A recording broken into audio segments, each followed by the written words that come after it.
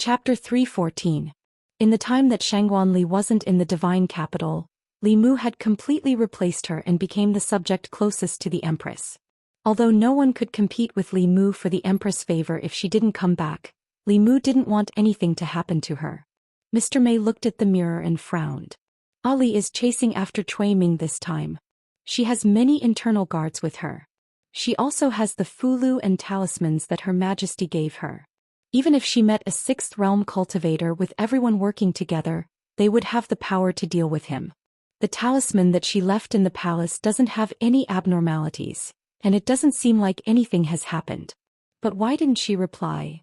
Li Mu thought for a moment and asked, maybe she didn't have time to send a message. Mr. Mei shook his head. Ever since she left the divine capital, we've been sending messages every day. This is what we agreed on before we left the capital.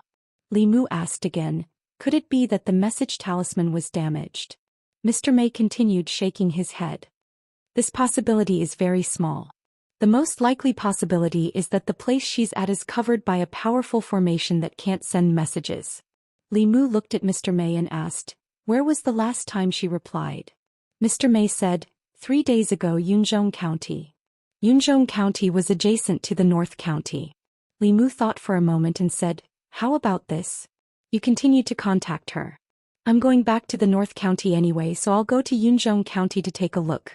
If there's any news about her, I'll report it to Her Majesty immediately. Ever since he got the little conch, Li Mu and the Empress communication became much more convenient. As long as he used his spiritual power, they could chat in real time. It was even more convenient than a phone. The incident with Cui Ming was a great humiliation to the imperial court. If it weren't for the fact that there were so few Sixth Realm experts in the imperial court and that all of them held high positions, it would have been possible for them to dispatch Sixth Realm experts to kill Cui Ming and restore the nation's prestige. Cui Ming was also someone that Li Mu had to kill. Unfortunately, the Empress wanted him to participate in the imperial examinations. Otherwise, when Shangguanli had tried to kill Cui Ming last time, Li Mu had followed her. Now that the imperial examinations were over, Cui Ming had not been caught. He still had a chance to act personally. Before he returned, he had to inform the Empress. Changle Palace. After hearing Li Mu's words, Zhou Yi handed him a jade talisman and said, this is a Li's life talisman. Hold it in your hand and channel your mana into it. You will be able to sense her position within a certain distance. A life talisman was a special Dharma treasure made of spiritual jade. It contained a drop of the owner's blood essence. Within a short distance it could sense the location of the owner. However, the most important use of this Dharma treasure was not to sense location, but to sense life. If the owner was seriously injured, cracks would appear on the life talisman. If the owner died, no matter how far away they were, the life talisman would shatter immediately. The owner of the life talisman would also know of the owner's death immediately. However, due to the special nature of blood essence, many evil arts and supernatural powers were performed through blood essence. Cultivators were very wary of giving their blood essence to others. Usually, only the owner's loved ones would have their life talisman. As her competitor, Li Mu had investigated Shangguanli in detail. According to Mr. Mei, she was the Empress' playmate. The two of them had played together since they were young. She was like the Empress' little sister. Li Mu still had a long way to go before he could catch up to her position in the Empress' heart. After all, the Empress had not made a life talisman for him. Li Mu accepted Shangguanli's life talisman and said, don't worry, Your Majesty. I will bring Commander Shangguan back safely. Zhou Yi said, you have to be careful as well. Just in case, I will give you a few more Dharma treasures in Fulu. This was the reason why Li Mu was so loyal to the Empress. She did not paint a big picture or talk about dreams. Every few days she would get a promotion and a raise. She would ask for leave without asking for the reason. She never let him work overtime. Instead, she sacrificed her sleep and taught him supernatural powers and spells late at night. She could bully Li Mu, but no one else could. With a boss like this, Li Mu could work for a lifetime. Although Li Si should not have said those words, he was right. The Empress lacked emotions, so she cherished them even more. As long as someone treated her well, she would return the favor tenfold. Therefore, Li Mu could not help but treat her even better. Zhou Yi took out a few pieces of Fulu and a few Dharma treasures. She also taught Li Mu how to use them. After accepting these things, Li Mu said happily, Thank you, Your Majesty. If there is nothing else, I will go back first. Zhou Yi thought for a moment and said, take a drop of essence blood. I will make a life talisman for you. In the future, if you are in danger, I will be able to sense it. Li Mu decisively cut his finger and forced out a drop of essence blood. Although the life talisman could not save his life, it at least represented the Empress's attitude. Since he set Shangguanli as his goal, he had to have what Shangguanli had. After this thought appeared in his mind, Li Mu felt that something was wrong. It was as if he was competing with Shangguanli for favor in her harem. This made him involuntarily recall the ridiculous dream he had that night. He could not help but shiver and did not dare to think about it anymore. Perhaps it was because he always wanted to compete with Shangguanli for favor that he had the nightmare of snuggling in the Empress's arms. Not noticing Li Mu's expression, Zhou Yi flipped her hand and a square piece of spirit jade appeared in her hand. She stretched out her index finger and quickly drew a rune in the void. With a light flick of her finger, the golden rune entered the spirit jade. When Li Mu's drop of essence blood merged with the spirit jade, he vaguely felt that there was a subtle connection between him and the jade.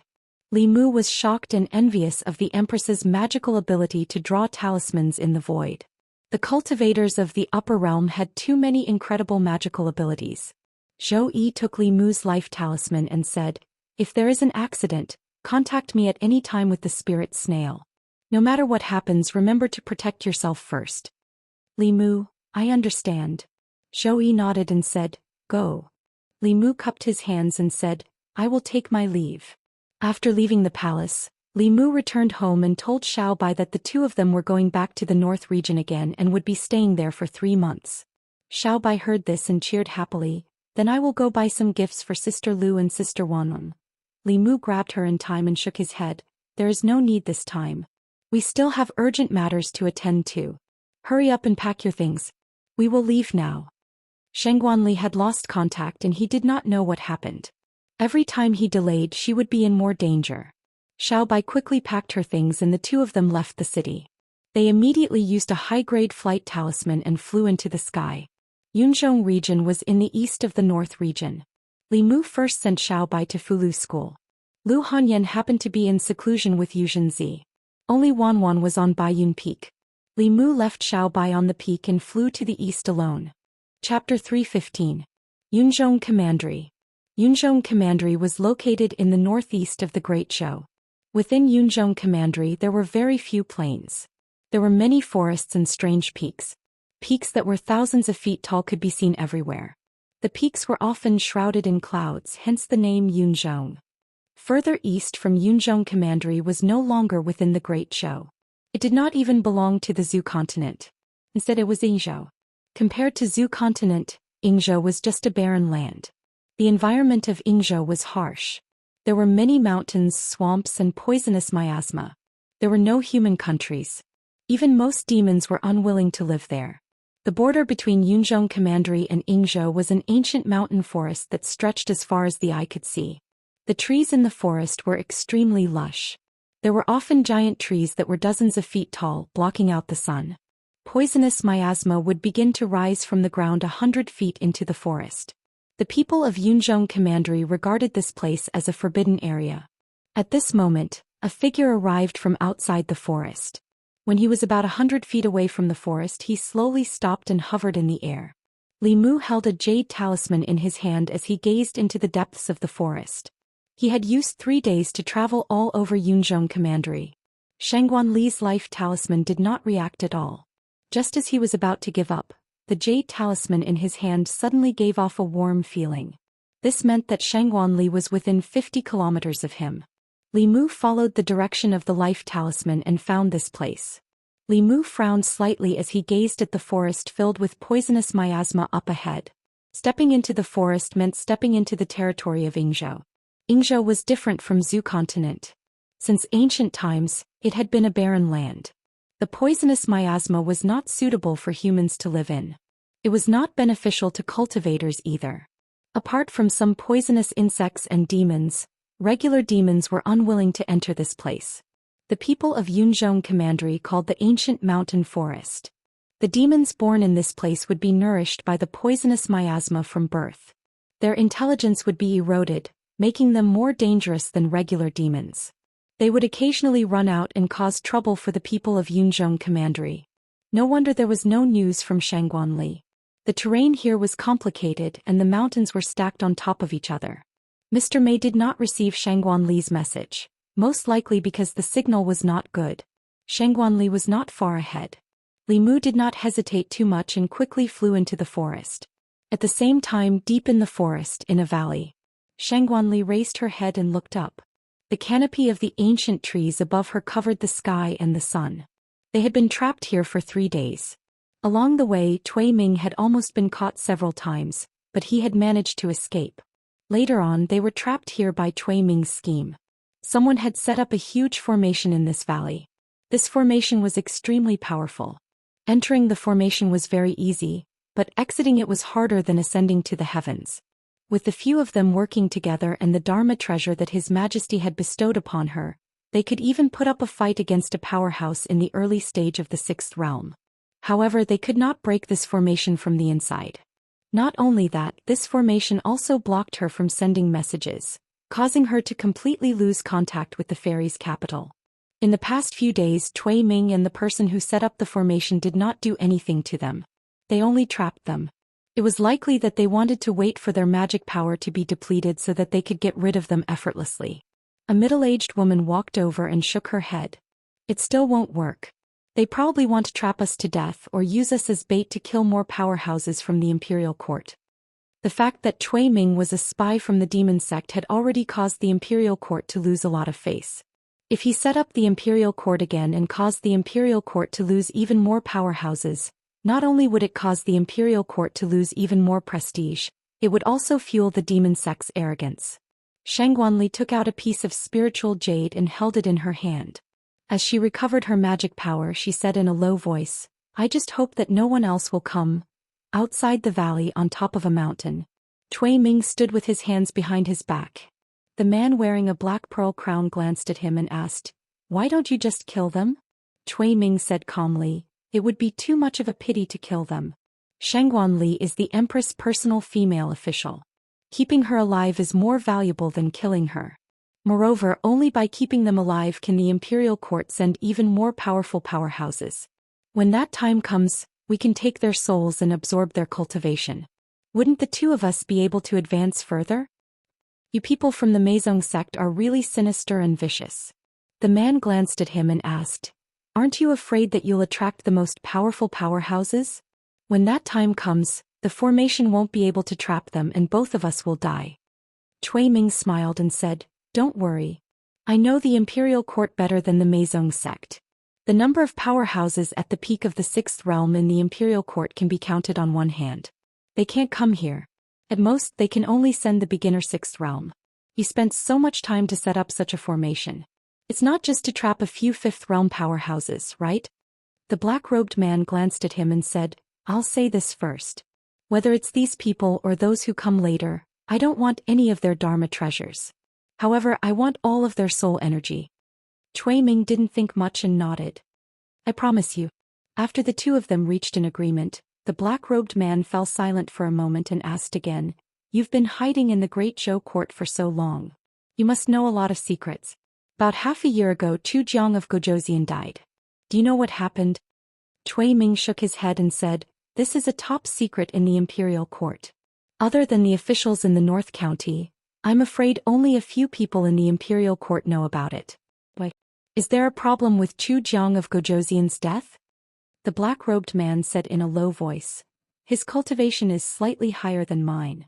He hid in the North County for 5 years to use the 18 Hell formation and sacrifice hundreds of thousands of people in the county city to reach the 6th realm.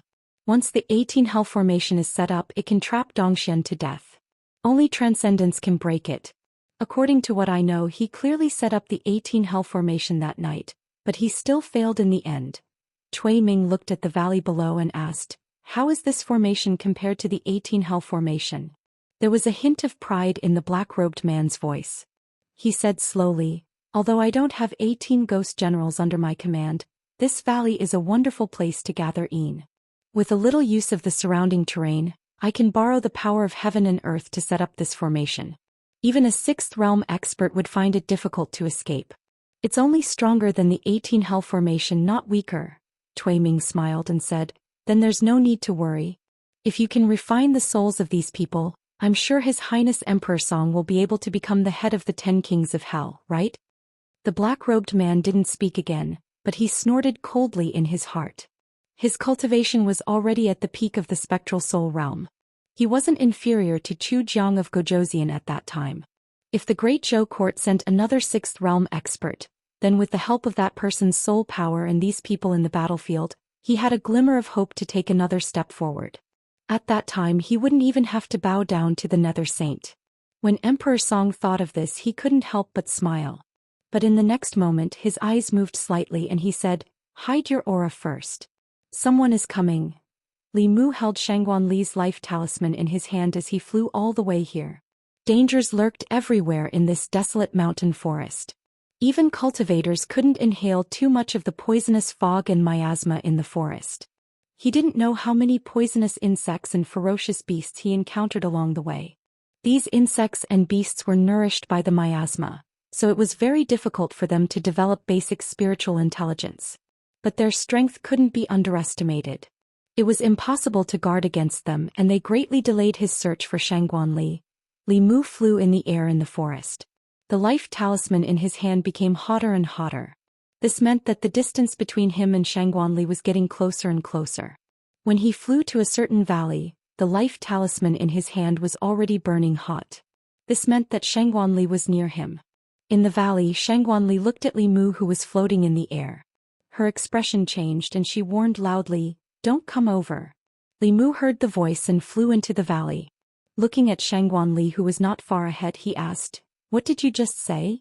As soon as he finished speaking, he noticed something unusual and looked around. Looking down from the valley, there seemed to be nothing unusual here. But after landing in the valley, Li Mu immediately noticed that something was wrong. There was no trace of heaven and earth spiritual qi here. There seemed to be a large formation around, blocking the heaven and earth spiritual qi outside. Li Mu flew out but encountered an invisible barrier. He was trapped in a formation. Shangguan Li covered her face with both hands. After a long time she asked with a sullen expression, how did you find this place? Is there anyone else? Li Mu waved the life talisman in his hand and threw it to Shangguan Li. There's no one else. Sister Mei couldn't contact you. Coincidentally, I went back to the North County for a vacation, so I asked His Majesty for your life talisman and also looked for you. What's with this formation? Shangguan Li's expression turned ugly. We fell into Cui Ming's trap and are trapped here. She glanced at Li Mu and said, I didn't expect that I would die with you. Li Mu also glanced at her and shook his head. You may want to die, but I don't want to die. He took out the spiritual snail and activated it with his mana. He tried to contact the Empress, but there was no response. It seemed that this formation was the reason why Shangguan Li could not send messages. Shangguan Li walked over and said, we've been attacking this formation for 3 days. But there was no result. This formation can trap a 6th realm cultivator. Cui Ming used this to attract the strong cultivators of the imperial court. I didn't expect that the person who came was you. Her words made Li Mu very uncomfortable. It was as if he was here to die for nothing. It was not like he had never seen a formation that could trap a 6th realm cultivator to death. The last person, Chu Jiang of Gozhou, also set up a similar formation. Grass should have grown on his grave by now. Li Mu might not have the ability to set up such a formation. However, he had never been afraid of anyone who wanted him to destroy it. The formation was not the main point. Li Mu looked at Shangguan Li and asked, where's Cui Ming? As Li Mu's voice fell, a burst of laughter suddenly came from outside the formation. Cui Ming floated outside the formation, his face full of surprise. Li Mu, it's actually you. Li Mu could tell that Cui Ming was very happy. Moreover, it was a joy that came from the bottom of his heart. There was not even a hint of hatred on his face. However, this was precisely the expression of hatred that was the deepest. Li Mu made him lose his reputation and his official position. He made him a 4th-rank official and the son-in-law of a dynasty. In just a few days he became a wanted criminal. He made him work so hard for 20 years, but in a single night he was liberated. If Li Mu were in Cui Ming's shoes, he would also hate him. When hatred reached the extreme, it would also turn into joy. Of course, he was not happy because he was reunited with Li Mu after a long separation. He was happy because Li Mu had fallen into his hands. The black-robed man floated beside Cui Ming and asked, "He's Li Mu, the Li Mu who caused you to end up like this?" The smile on Cui Ming's face gradually disappeared.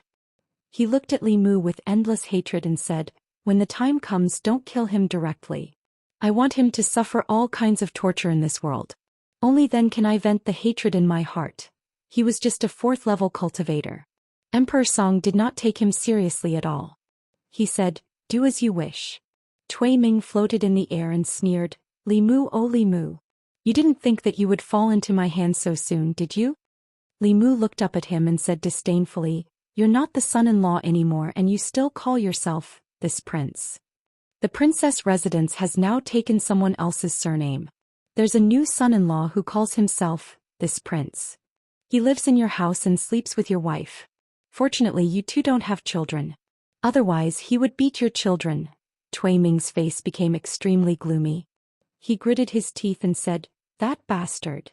Shangguanli asked in a low voice, "Are you telling the truth?" Li Mu said in a low voice, "I'm going to die anyway. Can't I just disgust him a little before I die?" Cui Ming seemed to be really disgusted. His face darkened and he left without saying a word. He did not even mock Li Mu anymore. Shangguanli also did not say anything. She sat on a tree stump and stared blankly ahead. No one knew what she was thinking. Li Mu sat beside her and asked, "Are you afraid of dying?" Shangguanli moved her butt to the side and said indifferently, "What's there to be afraid of dying? I just don't want Her Majesty to be sad." Li Mu tilted his head and looked at her. He found that when she said this, her expression was very calm. It seemed that she really was not afraid. This made him look at Shangguanli in a new light. She was about to die, but she was still thinking about whether others would be sad. She truly loved the Empress. If it were Li Mu, he would definitely not be able to do this. After a moment of silence, Shangguanli took out a piece of fulu from her sleeve and handed it to Li Mu. Li Mu looked at her and asked, "What are you doing?" Shangguanli said expressionlessly, "This is a heaven-grade fulu. Can allow you to teleport hundreds of miles away. In a while we will do our best to break this formation. You can immediately use this talisman to escape to the county city of Yunzhong County." Li Mu asked, "If you can break the formation, why don't you use it yourselves?" Shangguanli said indifferently, "If we explode our primordial spirits together, we can attack the weak points of this formation. We can break a hole in this formation. You can take the opportunity to escape." The cultivation of Taoism cultivators was based on their primordial spirits. If their physical bodies died, their primordial spirits would not be destroyed and could be reborn. If their primordial spirits exploded, their souls would truly be destroyed. Li Mu never thought that Shangguanli would give her only chance to live to him. She had always disliked him. Li Mu looked at her and asked, "Why?" Shangguanli looked into the distance and said, "Her Majesty can do without us, but she can't do without you." At this moment, Li Mu suddenly felt some admiration for Shangguanli. Although he did not like her much in the past, of course he coveted her position more. He wanted to replace her and become the Empress' closest vassal. But now it seemed that in some matters he would never be able to compare to Shangguanli. Not only could she give her life for the Empress, she could even give her life for her love rival, her political rival who often competed with her for favor.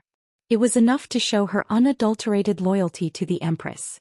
Shangguanli finally looked at Li Mu and said, "If you can escape, I hope you can wholeheartedly assist Her Majesty in governing the Great Zhou so that Her Majesty can escape from that cage as soon as possible." Li Mu waved his hand and said, "You make it sound so serious. Isn't it just a broken formation? It's not a big deal." Chapter 316. Author's note: I didn't expect it to rain at night. I couldn't get a taxi home after dinner and it took too long to walk back, delaying my writing. In the end, I decided to pay a higher price and hailed a Mercedes-Benz. So expensive. If I don't write at least one chapter, I'll feel sorry for myself. I have to write more in the future to earn more money.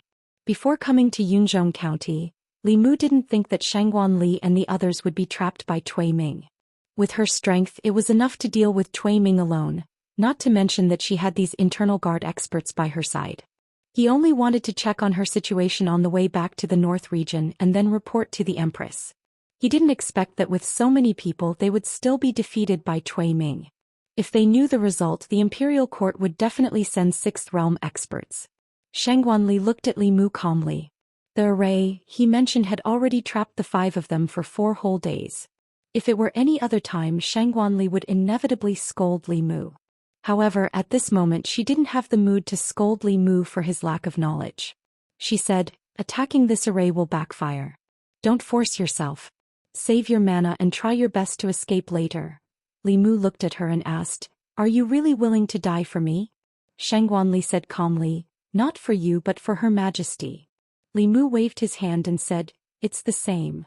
He patted Shangguanli's shoulder and said, don't worry, you won't die. I promised Her Majesty to bring you back safe and sound. If I go back alone, I won't have the face to see Her Majesty.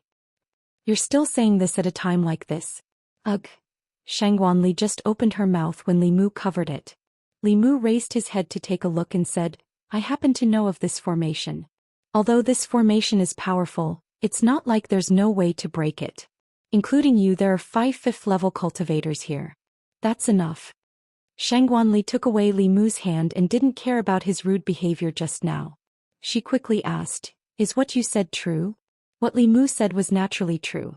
The Tao of array formations came from ancient inheritances. Apart from the almighty of the spirit array sect who could innovate from time to time, it was impossible for a kid from the demon sect to create a new array formation. There were only a few powerful formations in the demon sect. The 10 Ghosts God Trapping Formation, the 18 Eam Prison Formation and the Immortal Trapping Formation here. The power of this formation was about the same as the Great Formation of the 18 Hells. However, the person who set up this Immortal Trapping Formation knew how to make use of the surrounding terrain to borrow a portion of the power of heaven and earth. This made the power of this formation even more powerful than the Great Formation of the 18 Hells set up by Chu Jiang of Gozhouzian. However, as long as it was an array formation, no matter how powerful it would have flaws. There was no perfect array formation in the world. This was something that every cultivator who studied array formations had to understand before they started learning array formations. Li Mu had once thought that meeting Thousand Illusions Shangren was his greatest calamity. Later he increasingly realized that Thousand Illusions Shangren was actually the greatest gift that heaven had given him. He had obtained the experience and knowledge of a peak 6th realm heretical cultivation for free. Although these things were useless in most cases and Li Mu was a righteous path cultivator and couldn't use evil path techniques, there would always be times when he could use them. For example, now. He observed for a while, picked up a branch and drew 5 circles on the ground in different positions. Then he said to Shangguanli and the other 4, you guys stand in these positions. Shangguanli was still in disbelief. She asked, you really know array formations? Li Mu replied, a little. Shangguanli looked into Li Mu's eyes. After a while she slowly walked into a circle. In the past few days they had tried everything, but they couldn't make the array formation shake at all. She didn't believe that Li Mu had a way to break the array formation. But at this moment they had no other choice. They could only try Li Mu's method. It would only be possible if they tried. Sitting here was just waiting for death. Even though she was already prepared to die, she wasn't willing to give up any chance of survival. The other 4 inner guard experts also knew this. They each chose a circle and stood in it. Outside the array formation, Cui Ming had already noticed their strange behavior. He asked Emperor Song, what are they trying to do? Emperor Song looked down and said, it's just a last-ditch struggle. Don't worry about them. Do you think the Great Zhou Court will send people to save them? Cui Ming twitched the corner of his mouth and said, if it was just Shangguanli alone I wouldn't be so sure. But with that Li Mu the court will definitely send people. Don't worry. Emperor Song said in surprise, are you so sure? Cui Ming said coldly, this Li Mu is the Empress' only favorite official. She definitely won't let him die. Favorite official? Emperor Song's expression changed. He asked, do you think the Empress of the Great Zhou will come personally for him? Cui Ming looked at him and comforted him, don't worry. What kind of status does the Empress have? How could she come personally? He is the Empress' favorite official, not her favorite concubine. Emperor Song looked at the young man trapped in the array formation and said, not necessarily. This person is so handsome. Cui Ming shook his head and said, that's even more impossible. When I was luring these people here, I received a message from the Meizong sect's secret agent in Chengdu. This Li Mu is still a fledgling. Emperor Song was relieved and said, "That's good. The Empress of the Great Zhou had the cultivation of the seventh realm. If she really came here, not to mention Emperor Song, even if the remaining Yama kings of the 9 halls and the Nether Saint gathered together, they would all die here." From then on, only 9 of the 10 demonic sects were left. The Soul sect would be completely wiped out, Cui Ming said. "Don't worry, Empress. As long as your array formation is fine, just wait for the fish to take the bait." Emperor Song said, "Don't worry. I learned this array formation from Lord Qianhuan." As soon as he finished speaking, there was a sudden tremor under their feet. Emperor Song said in surprise, "Is it the Earth Dragon turning over?" Cui Ming looked at the array formation and said in shock, "It seems to be your array formation." Emperor Song quickly looked at the array formation and found that the originally stable array formation had begun to tremble slightly. Several people in the array formation were standing in different positions and attacking the array formation. Emperor Song's expression changed slightly, but he still said calmly, "Don't worry. This level of tremor can't shake the array formation." In the next moment, the array formation trembled even more violently. Cui Ming asked in horror, "Is it really fine?" Emperor Song took a deep breath and said, "It's fine. It's not a big problem." In the array formation, the way Shangguan Li and the others looked at Li Mu had completely changed. In the past few days, the 5 of them had joined forces and attacked with all their strength, but they couldn't shake the array formation at all. Instead, they suffered a lot of backlash. At this moment, after hearing Li Mu's words, they could shake the array formation to this extent just by changing their positions and using 50% of their mana. If they attacked with all their strength, it was not impossible to break the array formation. Thinking of this, the 5 of them were no longer distracted. They immediately urged their mana and attacked the array formation with all their strength. Under the fierce attacks of the 5 people, the array formation trembled even more violently, as if it would collapse in the next moment.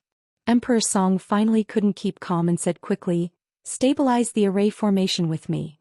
He and Cui Ming flew above the array formation and channeled all their mana into the array formation. The trembling of the array formation finally calmed down a little. 5 people on the inside and 2 people on the outside. They formed a kind of balance and entered into a stalemate.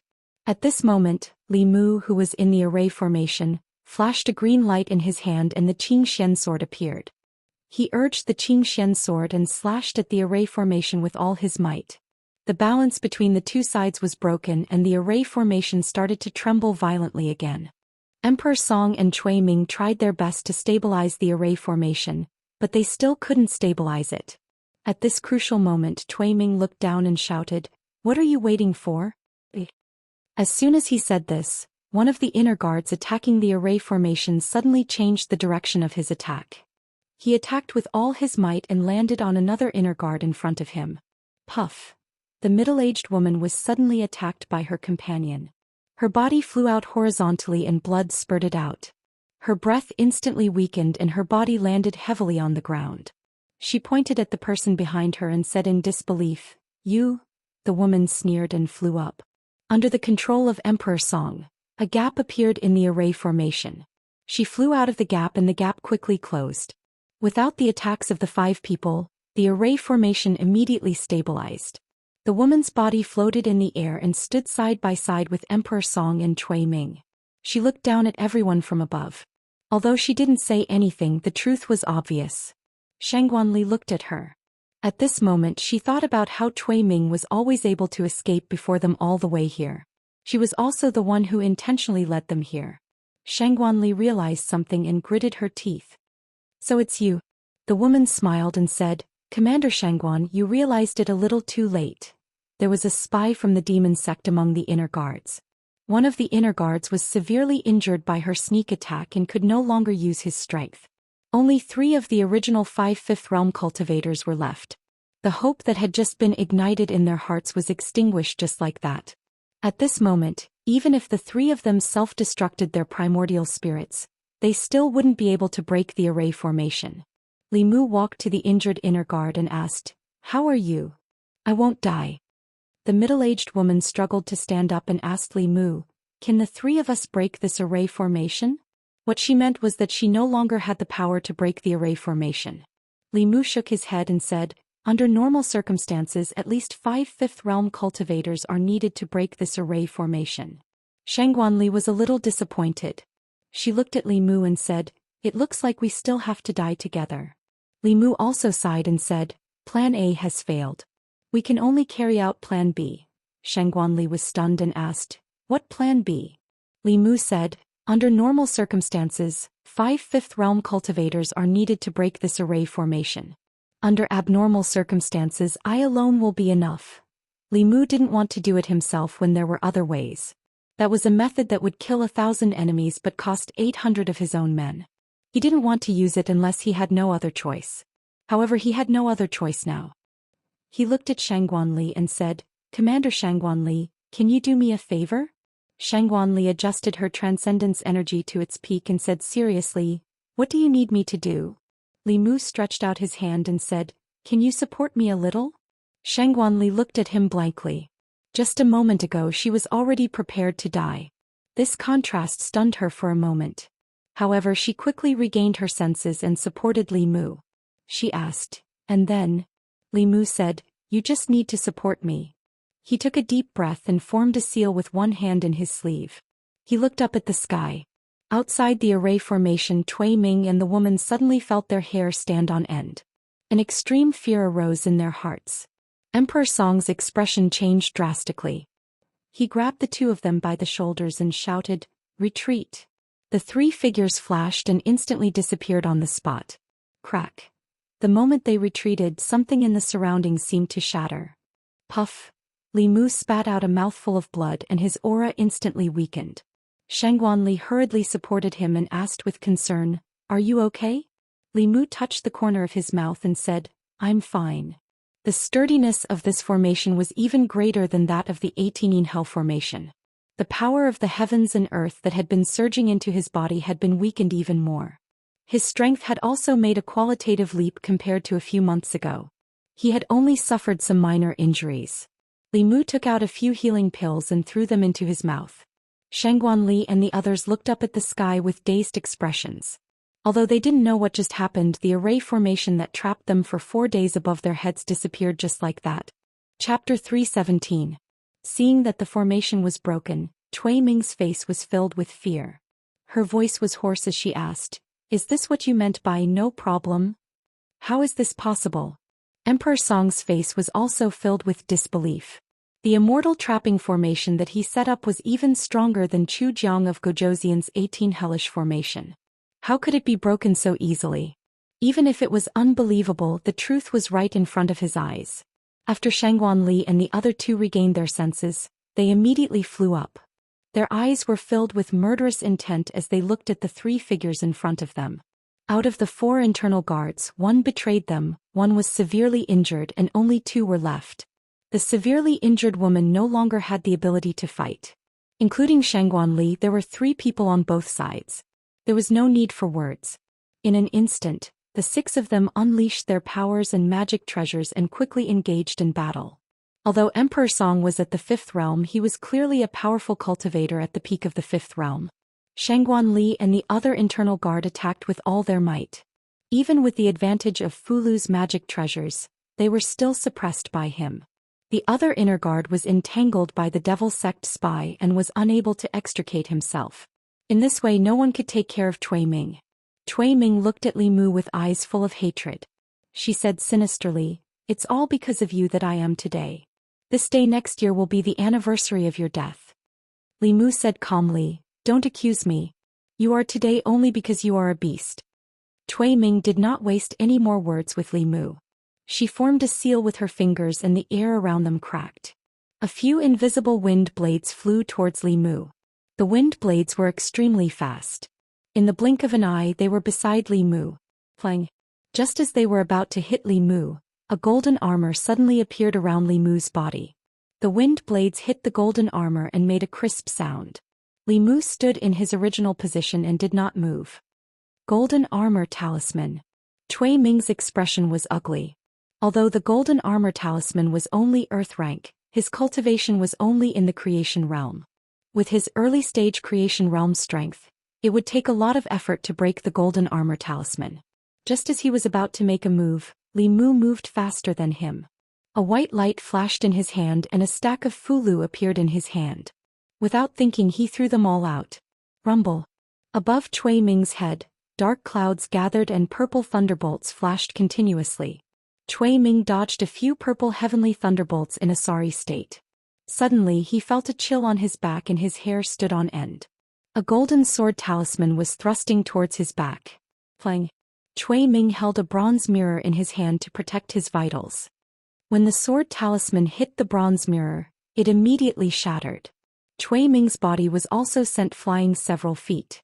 Before he could come back to his senses, he suddenly felt a chill rising from below, as if it was going to freeze his primordial spirit.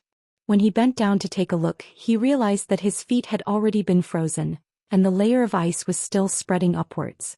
Under the layer of ice, there was a fulu that emitted a bone-chilling coldness. Cui Ming slapped his chest and spat out a mouthful of blood. When the blood landed on the layer of ice quickly melted. Cui Ming flew up and broke free from the layer of ice. In the next moment he felt a burning sensation above his head. Cui Ming looked up and saw a fulu burning and turning into a fire dragon. The fire dragon swung its tail and coiled around him. Before the first wave subsided, another wave rose. Cui Ming was chased by the fire dragon and he was still extremely depressed.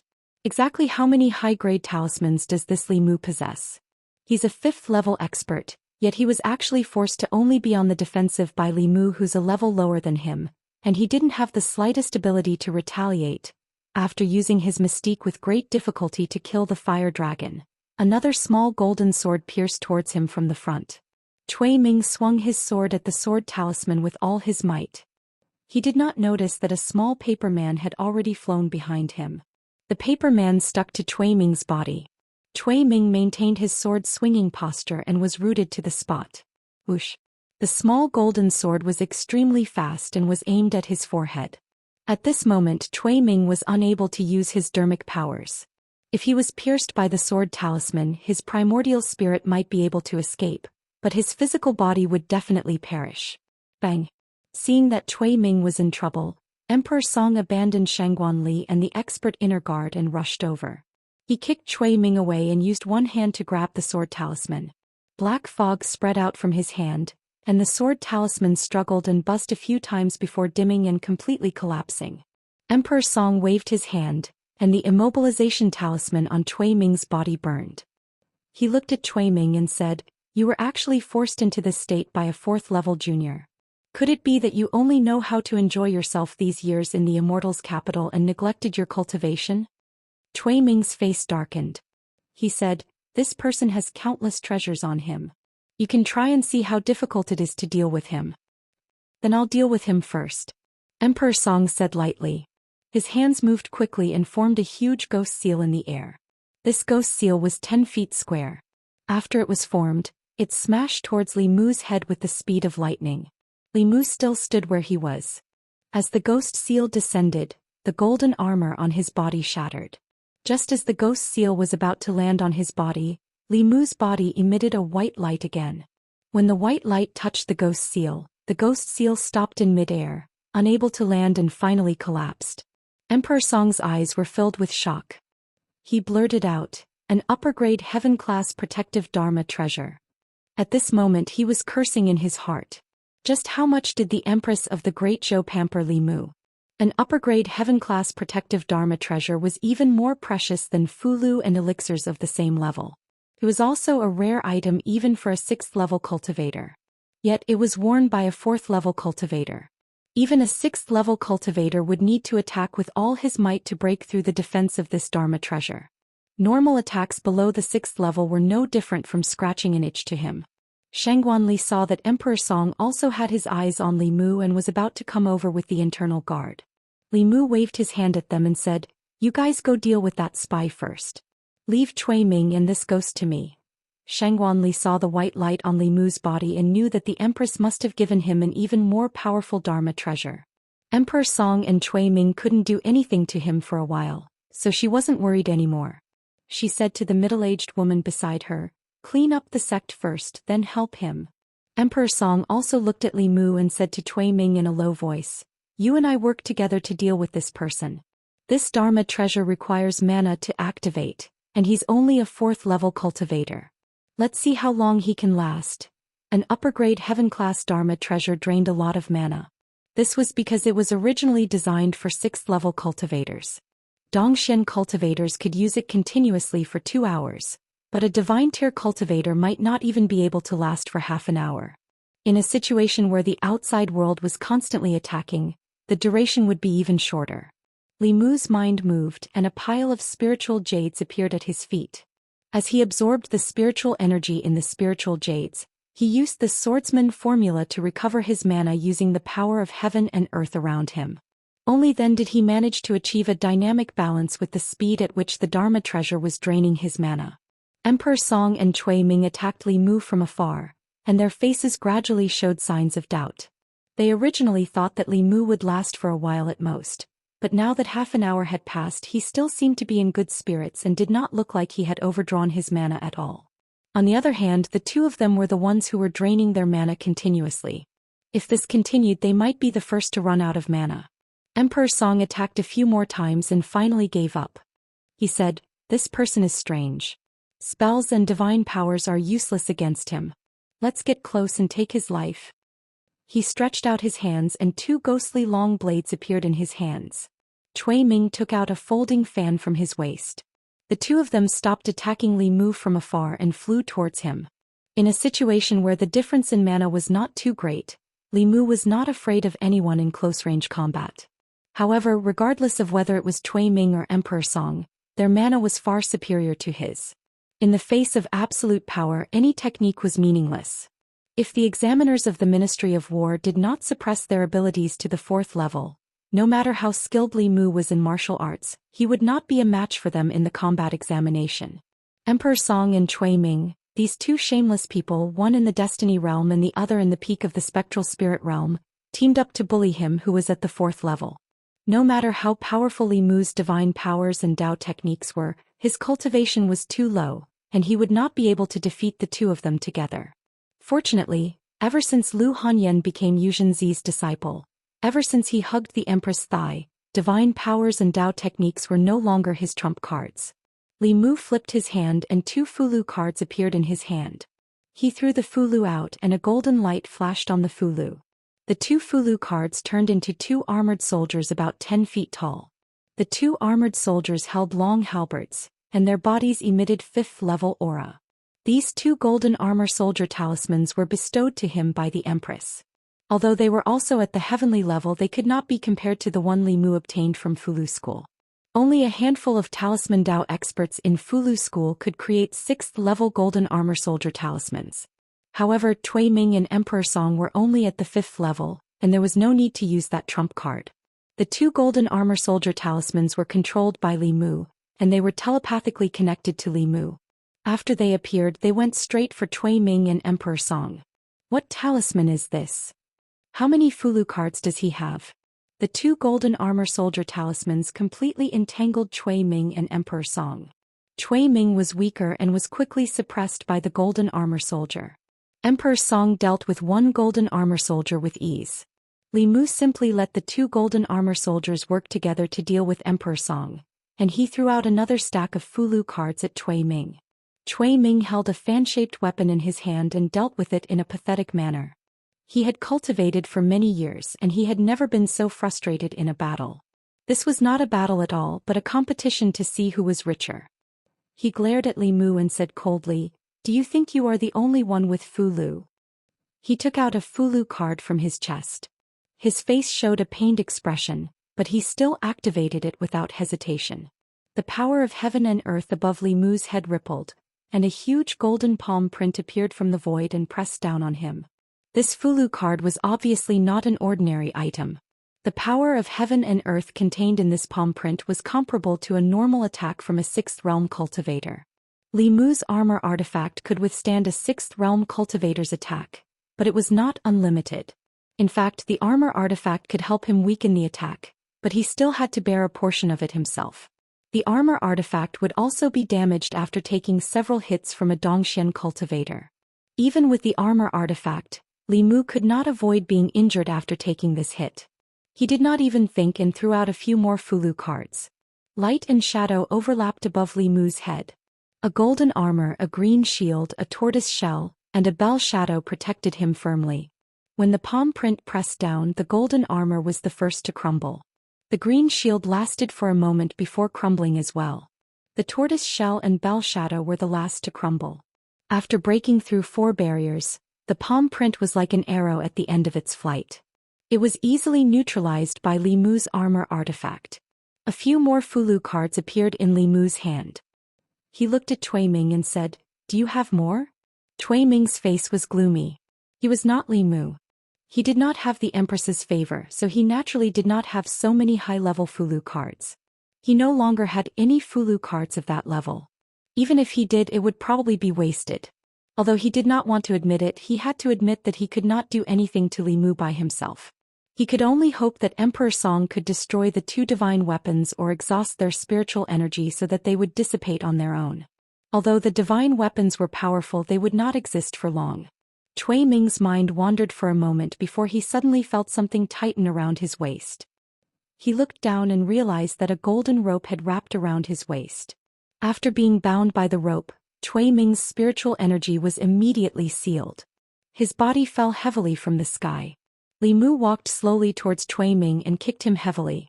He asked, "You still have time to be distracted when you are fighting others. Who are you looking down on?" Chapter 318. Before Lu Hanyan became Yuzhen disciple, and before Li Mu clung to the Empress' thigh, he was very frugal with his fights of magical power. Not to mention that there was no Fulu at that time. Even if there was, Li Mu would not bear to use it. At that time he was carrying out missions and getting injured was a common thing. Occasionally he would even be seriously injured. But ever since Lu Hanyan entered Fulu school and Li Mu became the Empress' close vassal, the situation completely changed. Fulu school naturally did not lack Fulu. Li Mu could not even imagine how rich the Empress' treasury was. Now he had the capital to be extravagant. If he was poor he would use his tactics, and if he was rich he would use his firepower to cover. In any case, if he ran out of Fulu, Lu Hanyan would give it to him. If his transcendent artifact was broken, the Empress would replace it for him. Li Mu was the woman behind Lu Hanyan, and the Empress was the woman behind him. With his own woman there was no need to be polite. Cui Ming was tightly bound by the immortal binding chains, and his transcendence energy was restricted. When he heard Li Mu's words he almost spat out a mouthful of old blood. Fight of magical power? That damned Li Mu, he called throwing Fulu and launching a transcendent artifact sneak attack a fight of magical power? From beginning to end, had he ever used any magical power? On the other side, Emperor Song was entangled by 2 golden armored soldiers. Although these 2 soldiers did not pose too much of a threat to him, they kept him firmly pinned down, preventing him from helping Cui Ming. Seeing Cui Ming captured so quickly, Emperor Song secretly cursed Cui Ming's incompetence.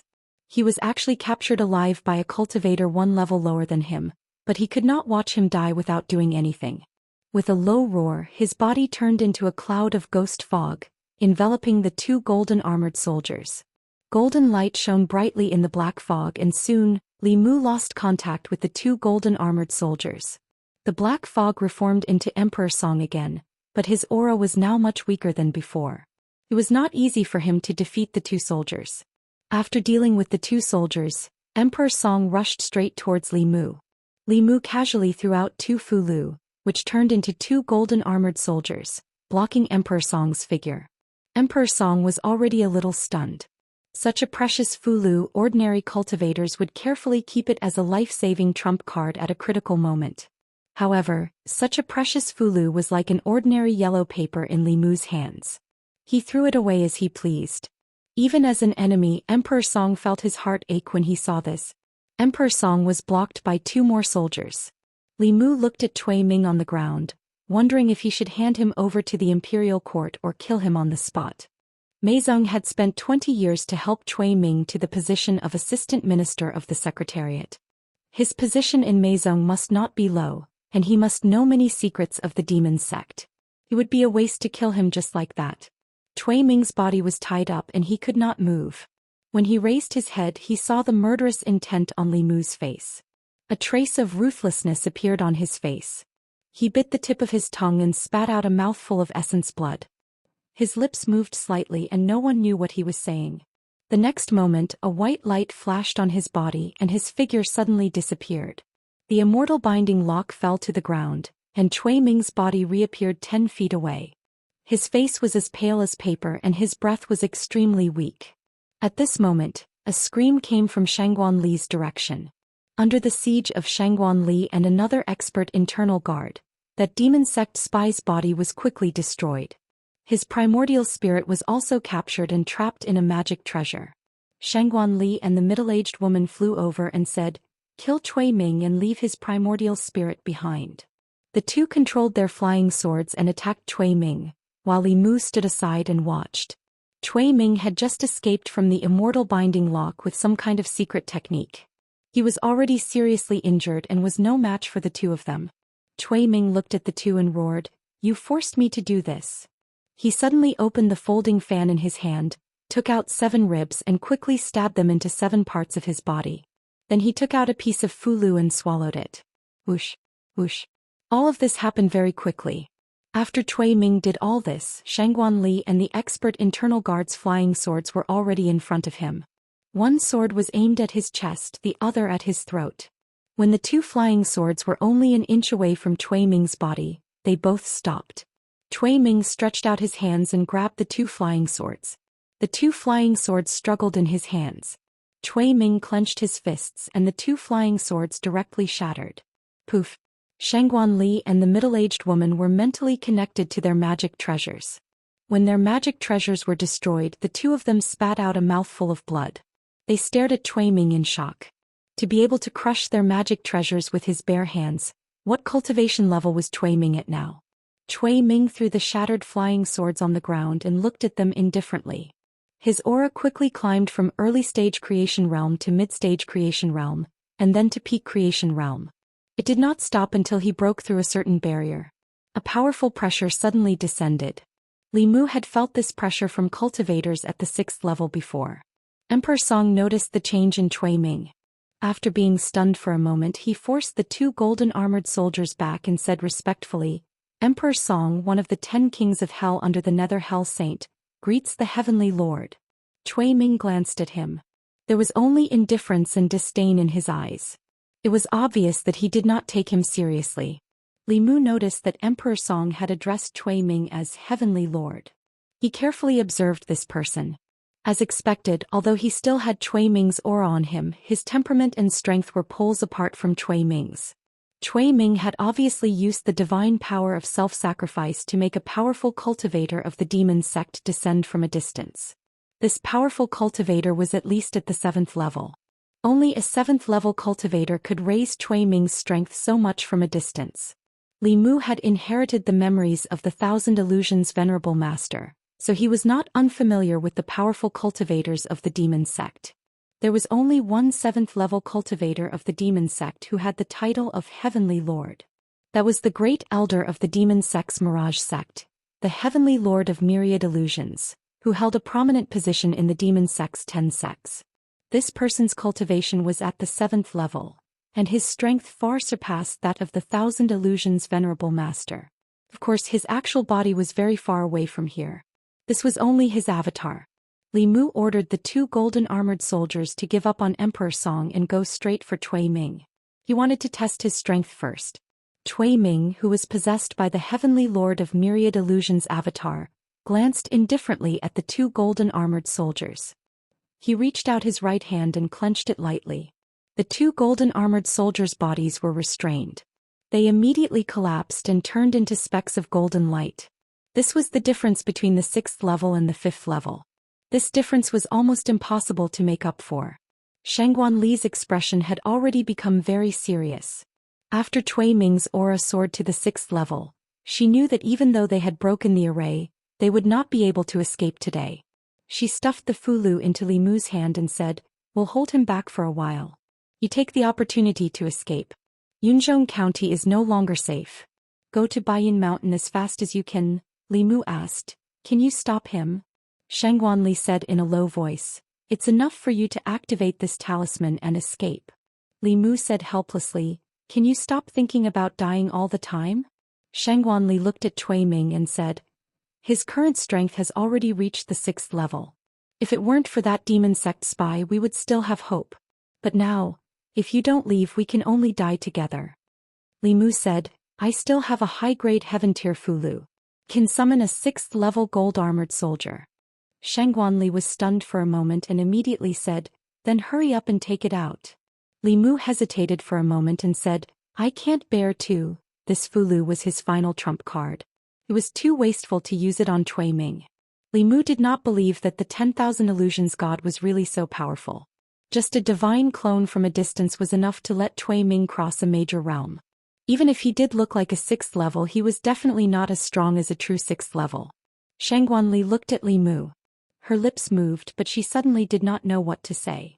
At this moment of life and death, he could not bear to part with a Fulu. She really wanted to burrow into Li Mu's heart and see what he was thinking. Li Mu walked in front of Shangguanli and said, you two rest for a while first. I'll test him. Shangguanli was at a loss. Cui Ming was already at the 6th level. No matter how powerful Li Mu's Dharma treasure was, it was still at the 4th level. The difference of 2 major realms could not be bridged. However, in the next moment, she realized that Li Mu's aura was also continuing to rise.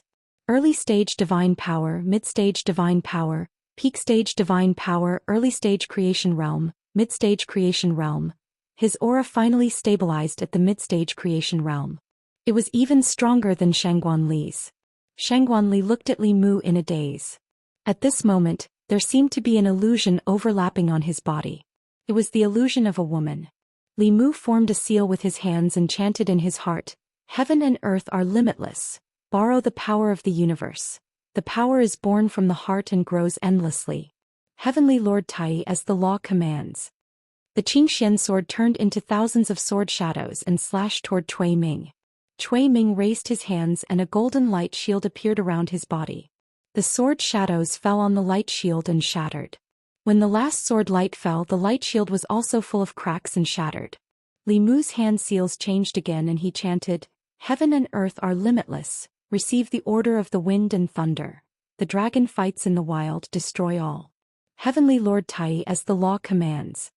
When the last word command fell, wind and thunder suddenly erupted around Cui Ming. Green squall and purple lightning wrapped around Cui Ming's body. Emperor Song retreated. The lightning made one's scalp tingle. The green squall seemed to be able to suppress the soul and primordial spirit. Just by getting closer, his primordial spirit felt like it was going to be blown away. He looked at Li Mu with a terrified gaze.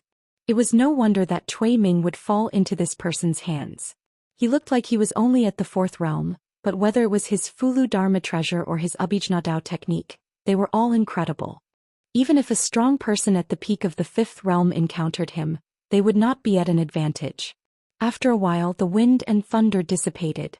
Cui Ming's clothes were tattered and his hair was disheveled. His body was charred and his aura was much weaker than before.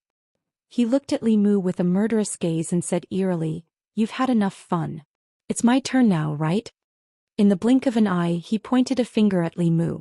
Li Mu's expression flickered as he said, that's right. In the void, the power of heaven and earth vibrated violently. A huge finger quickly formed and pointed at Li Mu and Shangguanli. The finger landed heavily, bringing with it a strong pressure. Li Mu and Shangguanli were locked in place by this finger and could not escape. Li Mu changed his hand seals again and silently recited the 3rd sentence of the Demon Slayer protective incantation. Fu Hua Heavenly King, descend upon the one of heaven. Heaven, earth, black, yellow, yin-yang mystical art. Heavenly Lord Tai, command urgently. The yin-yang twin fish appeared above his head and formed a huge Taiji diagram. When the finger landed on the Taiji diagram, it did not cause any ripples and was directly swallowed by the Taiji diagram. Heavenly Net, Earth Yamaraja. Unsheathed sword of wisdom, slay demons and spirits. Heavenly Lord Tai, command urgently. Li Mu changed his hand seals for the last time. The thick power of heaven and earth condensed into an illusory sword in front of him. After this sword appeared, it instantly disappeared and pierced through Cui Ming's chest at an incomprehensible speed. Emperor Song's face was extremely pale. That illusory sword made him feel extreme fear from the bottom of his heart. He was sure that if this sword pierced through his body, only the 8 kings of hell would be left under the Nether Hell Saint. After being pierced by the illusory sword, Cui Ming's body did not change much. However, his aura dropped from the early stage of the 6th realm to the 5th realm. At the same time, the aura on his body also disappeared. Li Mu could no longer feel the aura of the Lord of Illusions. He clapped his hands and looked at Cui Ming, who was struggling to get up. That's it. Chapter 319. After the avatar of the Lord of Illusions was killed, Cui Ming's primordial spirit took over the body again. He crawled up from the ground with difficulty, blood still gushing out from the bloody holes on his body. At this moment his clothes were ragged and his hair was disheveled. Wrinkles appeared on his originally handsome face and he looked more than 10 years older. He sacrificed his lifespan in exchange for the avatar of the Lord of Illusions to descend. The price was that his lifespan was reduced by at least 10 years, and his cultivation level dropped to the 4th realm. But even so he was still defeated. In terms of Fulu and magic treasures he was not as good as Li Mu. In terms of magical powers he was still inferior. Li Mu had just used a powerful Dao technique that even the avatar of the Lord of Illusions could not escape. Shangguan Li and the 2 internal guards were already prepared to die, but they also watched as Li Mu used a series of moves to beat Cui Ming back to his original state. In a short 15 minutes they went from despair to hope and then to despair again. In the extreme darkness they welcomed the final light. After a short silence, a black-robed figure burst into a cloud of black fog and quickly fled. Want to run? Li Mu looked in the direction that Emperor Song disappeared, and in the next moment his figure also disappeared. Not long after, in the distant mountains, there were bursts of powerful magical power fluctuations. After 15 minutes, Li Mu's figure floated back to the original place. Shangguan Li and the internal guard had already tied up Cui Ming. Shangguan Li walked over and looked at Li Mu with a complicated gaze and asked, "Where is Emperor Song?" Li Mu stretched out his hand and a cloud of pure soul power floated in his palm. Suhi could have completely awakened a few days ago, but she had been stabilizing her cultivation level in the ice coffin. Suhi used half a year to refine Thousand Illusions' honored master's soul energy. Then she absorbed the soul energy of those ghosts. Under the effects of the origin pill, when she awoke from the ice coffin she actually advanced to the middle stage of the ghost soul realm. At that moment she possessed Li Mu, which meant that Li Mu had the strength of a mid-stage blessed realm cultivator. This allowed him to perform the complete 4th level of the demon slaying protection art, as well as the first 6 words of the 9 syllables. Even if he did not use his Fulu or magical equipment, he would still be able to fight against an opponent in the early stage of the 6th stage. Using Cui Ming's body, the Heavenly Lord of Illusions avatar could not unleash the true strength of a 6th realm cultivator. It was not difficult to kill him. As for Emperor Song, he was only a late-stage spectral soul, so it would be even easier to deal with him. Shangguan Li looked at the soul power of Emperor Song in Li Mu's hand, and her expression became even more complicated. She did not expect that there would be a spy from the demon sect among her subordinates, nor did she expect that Cui Ming would have such a powerful trump card. If Li Mu had not arrived in time, they would have been completely wiped out this time. Suhi walked out of Li Mu's body, and Li Mu gave her the soul power of Emperor Song. Then he looked at Cui Ming and said, "Cui Ming is right here. Sister Su can do whatever you want with him." Shangguan Li finally understood that the reason why Li Mu could kill the Heavenly Lord of Illusions avatar was because of this female ghost in front of her. She hesitated and thought for a moment before saying, "Cui Ming is a spy from the demon sect, so he must know a lot of secrets of the demon sect. Can we bring him back to the divine capital first and search his soul before you can do whatever you want with him?" Cui Ming had also seen Suhi. He knelt on the ground and begged, "Suhi, I was wrong in the past. Seeing that we were once engaged, please spare me." Suhi looked at Cui Ming. Her gaze was calm and there were no ripples. She was not as hysterical as Madame Chu when she saw Cui Ming. There was not even hatred in her eyes. She only looked at Cui Ming for a moment before looking away. She said calmly, "You can do whatever you want with him." Cui Ming's crying was too noisy. Shangguan Li decided to seal his primordial spirit. Li Mu's ears were finally much quieter. He took out the spiritual snail and injected his mana into it. He transmitted his voice, "Your Majesty, I have already met up with Commander Shangguan. Cui Ming has also been captured. Your Majesty need not worry." Soon a voice came from the spiritual snail, "You and Ali are not injured, right?" Li Mu replied, Thank you for your concern, Your Majesty. Commander Shangguan was slightly injured, but it's not a big deal. Li Mu saw that Shangguan Li was looking at the spiritual snail. He passed it to her and said, "You can talk to Her Majesty." Shangguan Li took the spiritual snail and walked to the side. Li Mu looked at Zhou Xian and asked, "Don't you want to take revenge with your own hands?" When Li Mu first met Zhou Xian, her hatred for Cui Ming was no less than Madame Chu's. But now she could no longer feel any hatred from Zhou Xian. Zhou Xian said calmly, "He's going to die anyway. Why should I dirty my hands?" Li Mu looked at her and seemed to understand something. She did not let Cui Ming go. She let herself go. Like Madame Chu, she had a deep hatred for Cui Ming. But in Madame Chu's eyes, there was only hatred. If women were compared to water, Madame Chu would be a pool of stagnant water.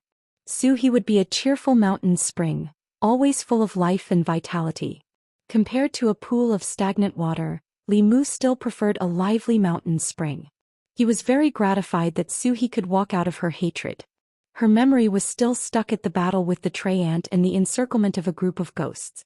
Li Mu had already told her what happened after, but she still had some questions.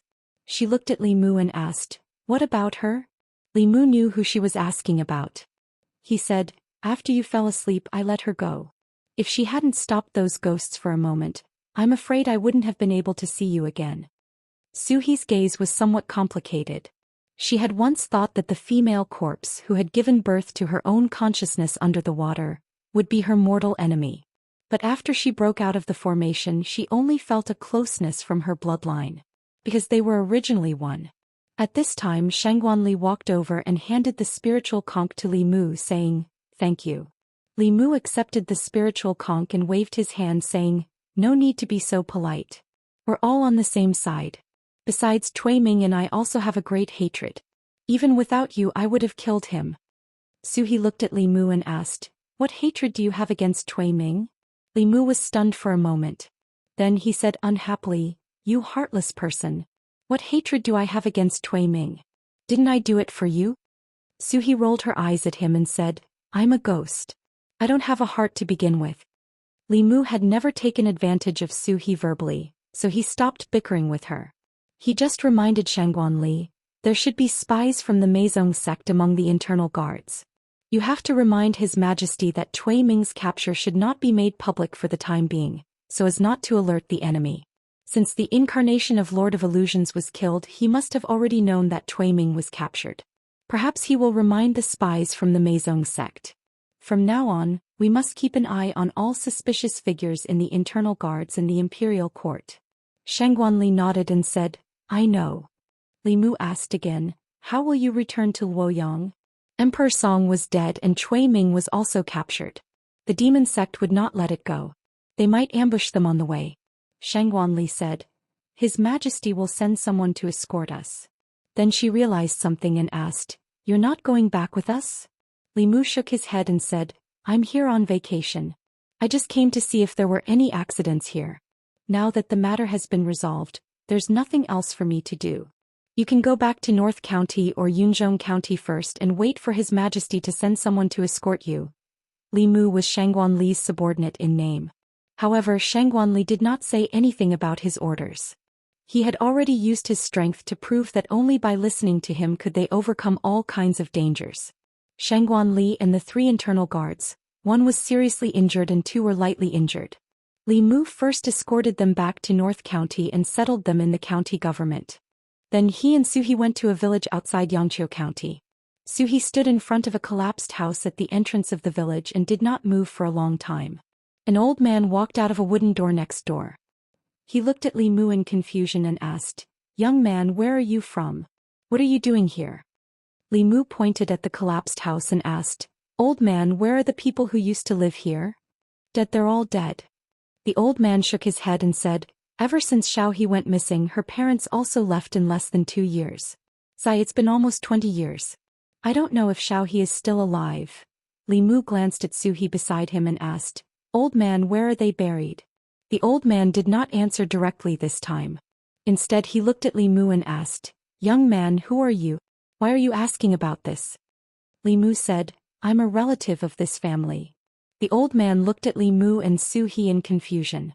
Then he pointed to a place not far away and said, "It's over there." The old man buried them personally. Seeing Li Mu and Su He walk over, he scratched his head that did not have many strands of hair and said in surprise, "This girl looks familiar. Where have I seen her before?" Su family village, in the field at the entrance of the village. Su He knelt in front of a lone grave and did not say a word. Li Mu did not say anything either. He silently removed the weeds on the grave. Su He's death was an accident. Before she died, she had a deep resentment so she could become a Yin spirit. However, her parents had died a normal death. Their souls had truly dissipated. After removing the weeds on the grave, he did not disturb Su He. He returned to the entrance of the village and knocked on the wooden door. The old man came out again and asked, "Young man, is there anything else?" Li Mu took out a few banknotes and handed them to the old man. He said, "I'm a relative of this family. Thank you for burying them. Please accept this money as our gratitude." The old man took the banknotes in a daze. When he came back to his senses, the young man in front of him had already walked away. He looked down at the banknotes in his hand and still found it hard to believe. He rubbed his eyes and looked again. Only then did he realize that these were really banknotes. Each banknote was worth 100 taels of silver. He had never seen so much money in his life. When he thought of the girl's appearance again, he suddenly thought of something. He shivered and hurriedly ran into the house. As he ran, he said, "Wife, come out quickly. I seem to have met a ghost just now. Come and see if I'm holding a banknote in my hand." Walking out of the Su family village, Li Mu saw that Su He's mood had obviously improved. He asked, "What are you going to do next?" Su He shook her head and said, "I haven't thought about it yet." Li Mu thought for a moment and said, "Why don't you go to Luoyang with me? If we work together, we won't be afraid of Zhou Xian. I have a big house in Luoyang. You can choose a yard." Su He rolled her eyes and said, "I'm a woman. I'm so young and unmarried. What am I to you if I follow you without any status?" Li Mu thought of what she had just said and said, "You just said that you're a ghost, not a human. Besides, how are you young?" The surrounding temperature suddenly dropped. Li Mu's face suddenly revealed a bright smile. He said, "How is Sister Su young?" Young is used to describe women after the age of 18. In my heart you will always be 18. Chapter 320. For women, age was a taboo after the age of 18. So he actually did not have this problem. She was 18 when she died. From then on, her life would forever be fixed at 18 years old. From a certain point of view, even after 1,000 years or even 10,000 years, she would still be 18. In Xianxia County, in the old mansion in the county, Li Mu and Su He ate the hot pot that she had been longing for a long time. Su He did not directly promise him that she would go to Luoyang with him in 3 months, but she did not reject him either. She felt guilty for her late parents and wanted to stay here to watch over their graves for a month. For the past 20 years, Su He had been trapped in the Gulf of Clear Water. What she had experienced the most besides hatred was loneliness. In the past, she had often blamed Li Mu for not accompanying her. Li Mu had simply released 2 female ghosts, one big and one small, to accompany her. Su He was obviously bored out of her wits. Li Mu ate hot pot with her 3 times in 2 days. On the 3rd day, Mr. Mei and Shangguan Li arrived at Xianxia County. The left assistant minister of the Ministry of War came with them. He was under the Empress' orders to escort Shangguan Li and the others back to the divine capital. Most of the 6th realm cultivators in the imperial court were senior officials. The Empress' inner guard had only been established for a short period of time, so there weren't any cultivators above the 6th realm. However, the imperial court had the consecration department, which had many independent cultivators recruited by the imperial court. But this operation was top secret. For safety reasons, the Empress still sent the left assistant minister of the Ministry of War. The Ministry of War and White Deer Institute had always been neutral. They didn't involve themselves in the imperial court. The generals guarded the borders of the Great Show. Even if there was a change of regime in the Great Show, they wouldn't withdraw their troops. The officials of the Ministry of War were loyal to the current ruler. This time when they went to Yingzhou to investigate, they passed by Yunzhong County and met Madame Chu, who was looking for Shangguan Li and the others. This was the first time that Su He and Mrs. Chu had met. Li Mu was a little worried that they would have a conflict, so he secretly looked in their direction a few times. Seeing that they didn't seem to have any intention of fighting, he gradually relaxed. In the corner of the courtyard, Mrs. Chu looked at Su He and said apologetically, "Miss Su, I'm sorry. At that time I only knew that you went missing. I didn't know that you were killed by that beast Tui Ming." Su He shook her head slightly and said, "You were also harmed by Tui Ming. You don't have to apologize to me." Madame Chu heaved a sigh of relief and said, "I still have to thank you. If it weren't for you, I'm afraid that my soul would have dissipated long ago, and I wouldn't have had the chance to personally take revenge." Su He was a little surprised and asked, "Why do you say that?" Madame Chu said, "Back in the northern county, in order to take revenge, I became a ghost general under Chu Jiang of Gozhouzian. Later on, I almost made a big mistake. Originally, I was going to die at the hands of Lord Tui Ming, but Lord Li learned of my old grudge with Tui Ming and spared my life. He brought me to Luoyang to find an opportunity to identify Tui Ming and take revenge on you." Su He glanced at Li Mu, who was not far away. Li Mu didn't tell her about these things. She only knew that Tui Ming was a spy from the demon sect and was being hunted down by the Great Zhou court. She didn't know that there were so many twists and turns before this matter. As for Tui Ming, she didn't tell Li Mu in detail. She only mentioned it twice. When Li Mu woke her up from her deep sleep, Tui Ming was already in front of her, waiting for her to personally take revenge. Obviously, although Li Mu didn't ask her, he kept this matter in mind. She looked at Madame Chu and asked, "What exactly happened in between?" Li Mu didn't look in the direction of Su He and Madame Chu anymore. This was because Mr. May's stare made her feel a little uneasy. Mr. May looked him up and down. In the end, he couldn't help but ask, "How did you do it?" Li Mu played dumb and said, "Do what?" Mr. May said, "Don't play dumb with me. You're just a level 4 cultivator. How did you defeat Tui Ming, who was possessed by a level 6 cultivator?" Li Mu looked in the direction of Su He and said, "This is all thanks to Sister Su. If she didn't possess my body, the avatar of the Lord of Illusions could crush me with one finger." Mr. May glanced at him and said, "Don't give me that. She's just a level 5 cultivator. Do you think it's so easy to make up for the difference of a level?" Li Mu thought for a while and said, "Actually, after Tui Ming was possessed, his aura was just a little stronger. In reality, he wasn't that strong. With Sister Su's mana and the Dao techniques that my master taught me, it's not strange that I defeated him." Mr. May looked at him. It was still uncertain whether Li Mu's old man master really existed. This reason wasn't very convincing. But she couldn't ask any more. At this time, the assistant minister of the Ministry of War said, "Where is Tui Ming? If we delay, there might be changes. To prevent the demon sect from leaking information, I'll search his soul first. Then I'll immediately send a message to Luoyang to find the spy in the court." While Shangguan Li and the others were recuperating in the county office, Tui Ming, whose primordial spirit was sealed, was temporarily kept in the flask heaven space by Li Mu to avoid any accidents. As long as he was with Su He after the two of them combined, even if the demon sect sent someone of the elder level, they wouldn't be able to bring Tui Ming back. Li Mu waved his hand and Tui Ming rolled out of the flask heaven space. When he was in Luoyang, he was still the assistant minister of the secretariat and the emperor's son-in-law. Without sufficient evidence, it wasn't easy to search his soul. Even if Tui Ming was willing, the court had to use gentle methods to search his soul. But because those methods were too gentle, the results were mediocre and couldn't guarantee the results of the soul search. There was also a violent method to search one's soul. It could forcibly read one's memories and there was no way to hide it. But this violent method caused great damage to the primordial spirit and couldn't be recovered. If this method was used on an official in the court just because of suspicion, the order of the Great Zhou court would completely collapse. But Tui Ming didn't have so many restrictions now. He was no longer a 4th-rank official, nor was he the emperor's son-in-law. He was going to die anyway. Before he died, even if he was searched into a lunatic or an idiot, no one would have any objections. The left assistant minister of the Ministry of War glanced at the unconscious Tui Ming. He reached out and pressed his hand on his head. His palm glowed with a white light.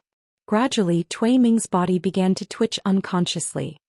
His expression was ferocious and the veins on his forehead bulged. His blood vessels wriggled like earthworms. It was obvious that he was in great pain. After a while, the left assistant minister of the Ministry of War retracted his hand and said with a solemn expression, "Among the 4 internal guards, other than the woman you captured, there are 4 others who have been bewitched by Tui Ming to become spies for the Meizong sect. Mr. May said in shock. There are spies in the Meizong sect as well? The left assistant minister of the Ministry of War nodded and said, this is just Cui Ming's bewitchment. Who knows how many more spies from the demon sect are hidden in the Great Zhou court. After searching Cui Ming's soul, they only found 4 people. It wasn't a lot, but it wasn't out of Li Mu's expectations. If spies from the demon sect were discovered by the court, only death awaited them. Therefore they kept their identities as spies a secret. In order to ensure that their identities weren't leaked, spies didn't know each other in most cases. They could only contact each other through a single line. Different spies didn't know each other's identities. This method made it so that even if the court found one spy, they couldn't follow the vine to the melon and find more spies. However, this method also had a fatal flaw. This reminded Li Mu of the infernal affairs. If the spies died, their identities would never be exposed. Not to mention the court, even the Meizong sect didn't know that they had such a spy in the court. There was a possibility that if the spy went back on his word or realized that he was promoted faster in the court, as long as he killed the spies, he could completely clear his identity and become a good citizen of the Great Zhou. He could even become an important official in the court. Of course, the benefits of a single line of communication were obvious. Even if the court caught such an important person like Cui Ming, they could only get rid of a few insignificant people in the internal guards. For the Meizong sect, it wasn't much of a loss. Mr. May said with a sullen face, when His Majesty just ascended the throne, we were too careless when we formed the internal guards. This time when we return to Luoyang, we must completely clean up the internal guards. She looked at Li Mu and asked, you really don't want to go back with us? Li Mu shook his head and said, I've been busy for more than half a year. Let me take a break and spend time with my family. Mr. May wanted to say that His Majesty also needed someone to accompany him. He was the only one in the Great Zhou who could accompany His Majesty. However, she couldn't say it out loud. She could only say, His Majesty doesn't have many people who can be used. Try to come back as soon as possible. Li Mu nodded and said, I know. Then he glanced at the unconscious Cui Ming who had been violently soul-searched and asked, what should we do with him? Mrs. Chu walked over from the side and asked, can you leave him to me? Mr. May and Shangguanli looked at each other and nodded. Cui Ming was useless now.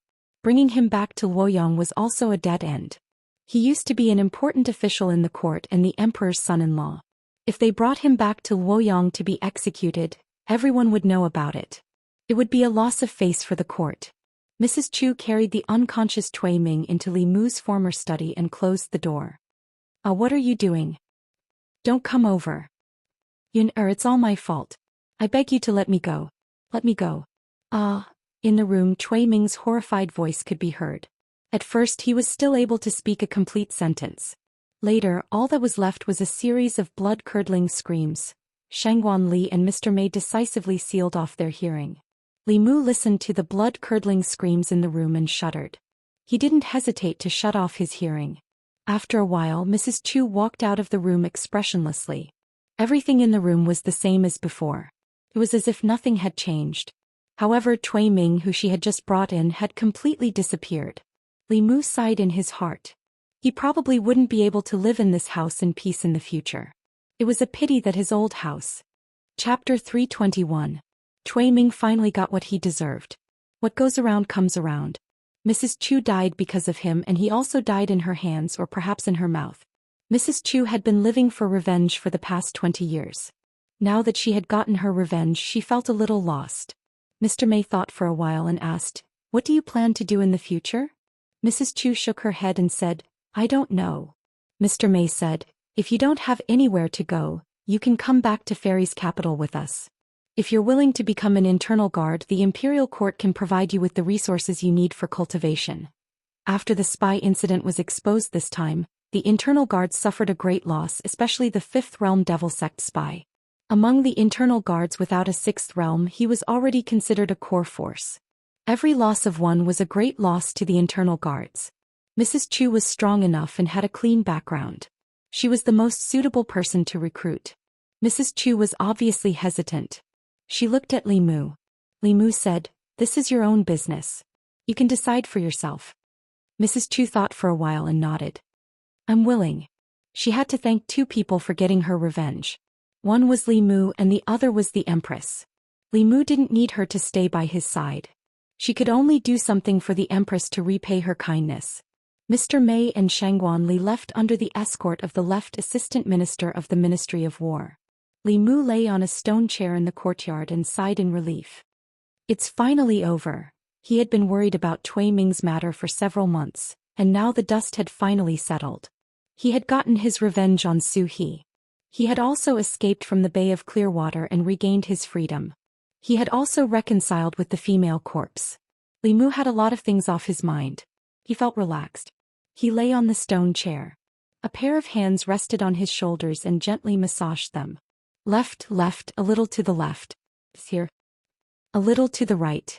Over, come back a little. Li Mu closed his eyes comfortably. Then he realized that Wan Wan and Xiao Bai were not here. Who was massaging his shoulders. He immediately opened his eyes. Su He looked at him with a smile and asked, "Are you comfortable?" Li Mu stood up and hurriedly said, "I didn't know it was you." Just as he stood up, he was pressed down by Su He. She put her hand on Li Mu's shoulder and said, "You helped me take revenge. Consider it as me repaying you." Li Mu waved his hand and said, "What kind of relationship do we have?" "There's no need to talk about repayment." Su He asked, "What's our relationship?" Li Mu thought for a moment and said, "You saved my life and I saved yours. We are friends of life and death. We are not brother and sister, but we are more than brother and sister." Su He said, "Only brother and sister? When we were at the Bay of Clearwater, you called me your wife." Li Mu hurriedly explained, "That was a misunderstanding. I can swear that I never had that kind of thought about you." As soon as he finished speaking, his expression changed. He grabbed her hand and said, "Ah, gentler, it hurts." Su He picked him up and said, "Stinky brother, how can an older sister serve her younger brother? It's your turn to massage me." Women really changed their expressions as quickly as flipping a book. In this regard, Su He and Lu Hanyan were no different. Li Mu stayed at the old mansion for another half a day before preparing to return to Mount Baiyun. Su He had to stay here temporarily to watch over her parents' graves. Li Mu planned to come back and ask her about it before returning to Luoyang. After Li Mu left, Su He stood at the door and watched his figure disappear. Her face no longer had the frivolous and lively expression she had when Li Mu was around. She sighed softly and said with melancholy, "If only I was born 20 years later, how good would that be?" The two ghosts, one big and one small, stood at the door. The small ghost couldn't help but ask Su He, "Sister, why didn't you tell him what was in your heart?" Su He rubbed her head and said, "Humans and ghosts walk different paths. You will understand in the future." She turned and walked into the courtyard, softly humming a nameless song. "When I was born, you were not born. When you were born, I was already old. When I was far from you, you were at the end of the world. When we were born at the same time, I vowed to be with you. When we were not older, how much did I feel? So close, yet so far, so hard to express my feelings." Li Mu returned to Mount Baiyun and learned that Lu Hanyan still hadn't come out of seclusion. Yuzhenzi was only one step away from transcendence. She brought Lu Hanyan into seclusion with her, which would be of great benefit to Lu Hanyan. If she could advance to the creation realm a day earlier, Li Mu would be able to fly away with her a day earlier. Without her, Li Mu also went into seclusion on Mount Baiyun. He borrowed a Fulu encyclopedia from Hanzhe. Li Mu also knew a lot of Fulu, but it was all basic. These basic Fulu books only accounted for less than 1% of the Fulu books in the Fulu school. Apart from a few precious Fulu books, most of the Fulu books in the Fulu school were public. They weren't worried about outsiders stealing their knowledge. On the contrary, whether it was the ancestral court of Fulu school or the major branches, they all hoped that the Fulu school could be carried forward.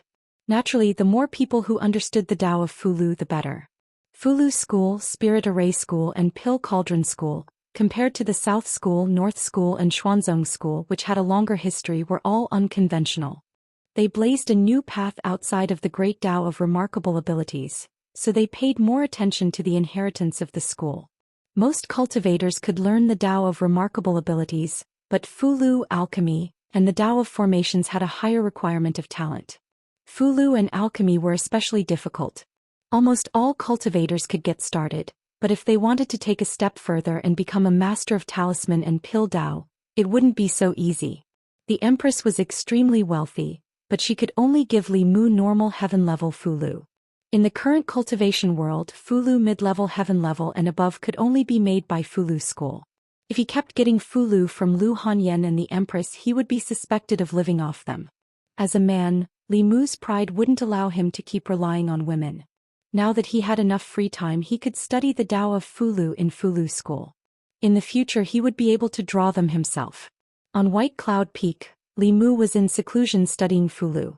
In the ghost region of Yudu, on a mountain peak that was forever shrouded by the curtain of night, there was an eerie palace.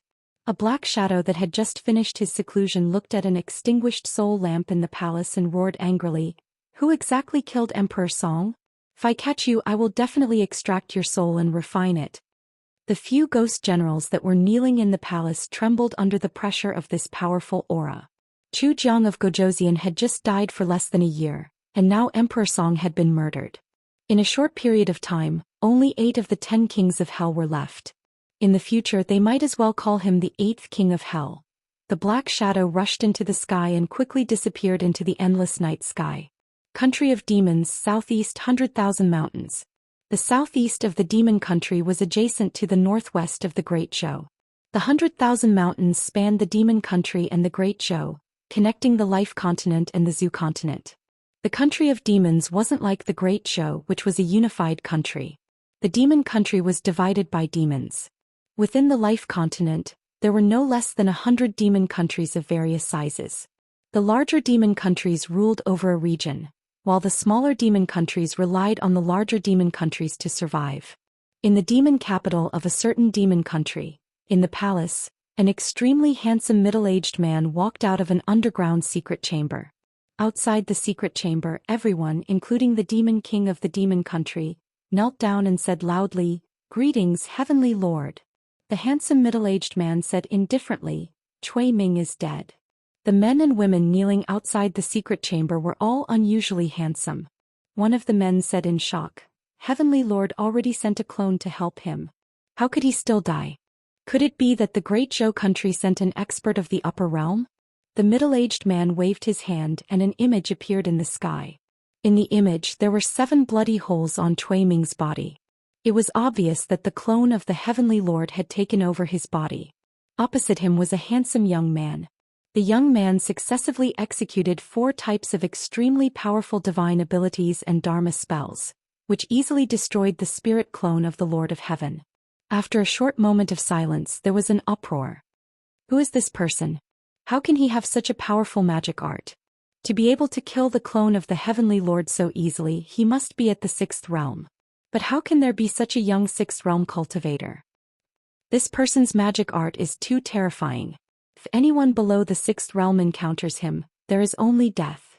The scene of the Heavenly Lord's clone being killed really shocked everyone. Cui Ming, who was possessed by the Heavenly Lord's clone, had strength that was infinitely close to the 6th realm. But he was killed by this person with a series of magic arts. If it were anyone else, they would also die. In the crowd, Huanji looked at Li Mu in disbelief. If he had shown the strength in the image last time, she probably wouldn't have survived until today. The Heaven Lord of Illusions looked at them and asked, "Do you know who this person is?" Huanji walked forward and said, "Father, his name is Li Mu. He is an official of the Great Zhou. He was the one who almost captured me last time." Li Mu? The Heaven Lord of Illusions said lightly, "If we let him grow, he will definitely become a huge threat to the demon sect. Pass down my order. Anyone who can kill this person will be able to obtain a treasure personally refined by me." Everyone's eyes burned with excitement when they heard this. The Heaven Lord was at the 7th realm. If he could obtain a treasure personally refined by him, it could easily increase his strength and even give him an extra life. But when they thought of how terrifying Li Mu's magic arts were, it was as if a bucket of cold water was poured over their heads. Instantly they didn't want to think about anything else. The Heaven Lord of Illusions looked at Huanji and said, "That clone was destroyed. I need to go into seclusion for a period of time. I will leave the Mirage sect and Meizong sect to you for the time being. If you encounter something important, you can discuss it with the elders." Huanji bowed and said, "Yes." The Heaven Lord of Illusions' body disappeared into thin air. Huanji raised her head and looked at everyone. She said, "Send a message to all the sections. Whoever can capture Li Mu will be heavily rewarded by the Heaven Lord. That's right, tell them that I only want him alive, not dead. Everyone nodded and left. Huan Ji waved the 2 whips in her hands and said, You better pray that you don't fall into my hands. Although the 10 demon sects were not a whole, there was little hostility between them. Most of the time they cooperated. Between each sect, there was a special method of communication. In just a few days, the news of the Mirage sect and Meizong sect offering a reward for an official named Li Mu spread throughout the 10 demon sects. The reward of the Heaven Lord was extremely attractive to them. For a time, countless people began to inquire about who this Li Mu was. White Cloud Peak. In the dead of night, Li Mu sat cross-legged on his bed and sneezed a few times. He guessed that someone was thinking of him.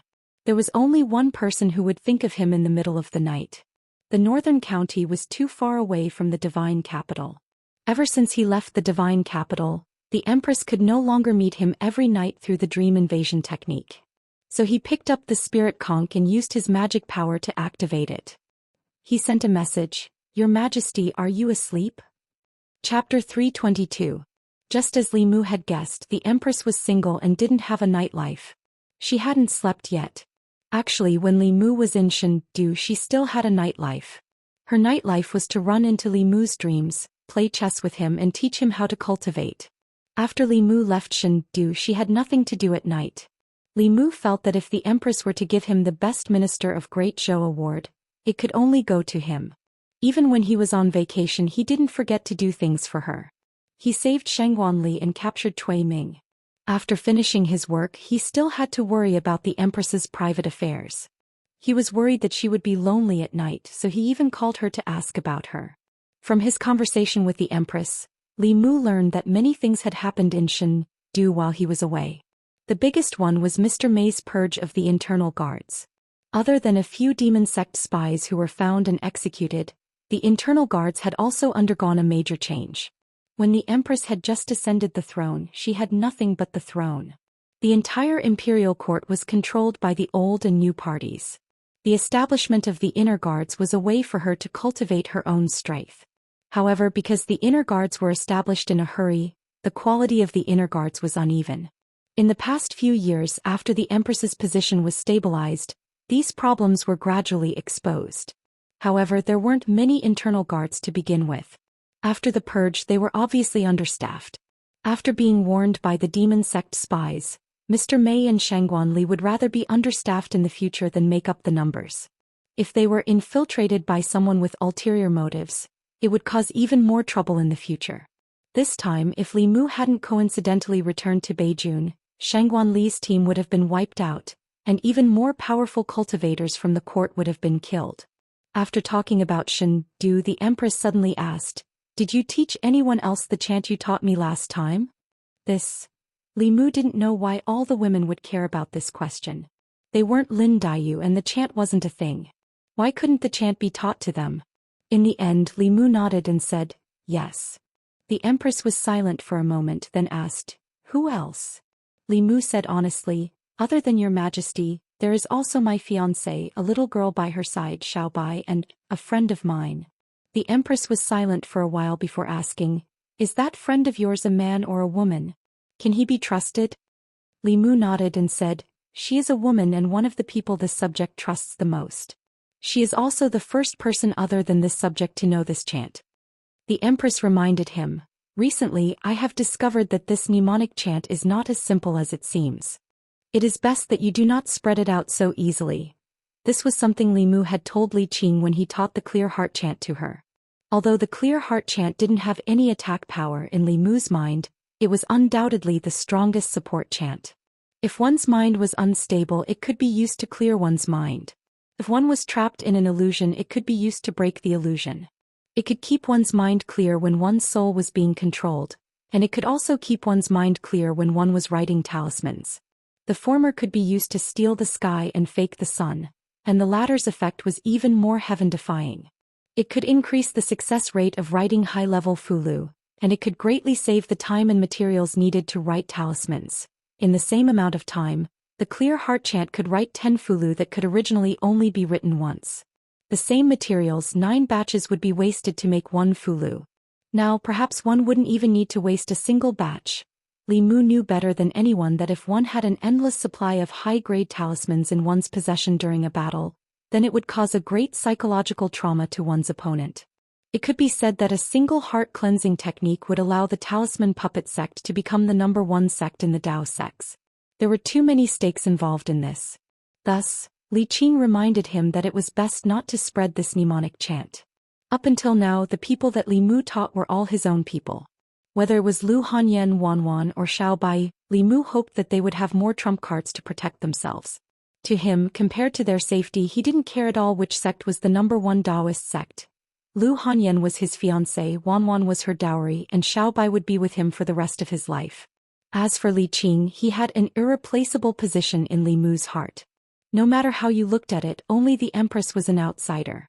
Li Mu thought for a moment, then said, "This mnemonic chant was passed down to me by Master. There's no need to spread it. I'll make an exception and pass it down to Her Majesty. I hope that Her Majesty won't spread it out again." In Shendu in Chang'an Palace, Zhou Yi's face was filled with indignation. He had passed down this mnemonic chant to so many people, and none of them were considered exceptions. Why was it that when it came to her, it was an exception? To think that she had been so good to him and rewarded him with so many things. She had even given him the precious origin pill. Whenever she encountered a good tribute, she would leave a portion for him. She had even made a life talisman for him. In the end, she was just an outsider who had made an exception. This made her feel that her sincerity had been misplaced. No more sounds came from the other side, and this made Li Mu a little vigilant. The Empress's thinking time was usually between 1 to 3 breaths. After 3 breaths, it would be an abnormal pause. What was it that caused her to pause abnormally? It was already late at night, and no one in the palace would dare to disturb her. In other words, the cause of her abnormal pause was very likely Li Mu himself. Could it be that what he had said was wrong? Li Mu's mind spun rapidly, and he immediately realized that he had made a fatal mistake. The Empress was someone who was extremely lacking in love. If he loved her, she would return it tenfold. However, if he made her feel that there was no love, the damage to her would be several times greater than that of a normal person. What he had said just now might have made her feel that she was an outsider. Li Mu's mind spun rapidly. In an instant, he thought of countless ways to apologize and explain, but they were all rejected by him in an instant. All apologies and explanations were made up after the fact. Making up after the fact would never allow a relationship to return to how it was before. Li Mu made a prompt decision and adjusted his emotions. He sighed slowly and said, "When Your Majesty heard what I said just now, did you also feel that I did not treat Your Majesty as one of my own? Did you feel that I had misplaced my sincerity?" Zhou Yi was clearly stunned. Li Mu's words directly pointed out her true thoughts. Her lips moved and she was about to speak, but Li Mu did not give her the chance. He sighed again and said, "I only said one sentence to Your Majesty, and Your Majesty already felt this way. Last time Your Majesty was so cold to me, so heartless. Compared to what I just said, Your Majesty was 1,000 times, 10,000 times more hurtful. Your Majesty should now know how sad I was that time. Bringing up old scores and making false accusations." This was a move that Li Mu had learned from some women in his previous life. When he was at his wit's end, he suddenly had a flash of inspiration and used it without even thinking. This move was very exquisite. In a situation where he was in the wrong by bringing up old scores and making false accusations, he could instantly turn from passive to active. For people like Lu Hanyan and Su He who were smart, using this move naturally meant that he did not want to die quickly enough. However, against someone like the Empress who was Xiao Bai, this was simply the best weapon. As expected, after Li Mu spoke, the Empress did not mention what had just happened. Instead, her voice was somewhat flustered as she said, "What happened last time, it was my fault. Why do you still remember?" Seeing that this move was effective, Li Mu struck while the iron was hot and said, "How could I forget? That was the greatest grievance I had suffered in my life.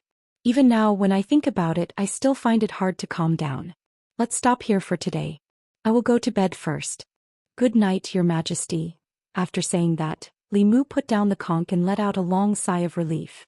Although he acted like an unreasonable and unruly girlfriend just now, it was better for the Empress to feel that Li Mu had been left out than for her to feel that she had been left out.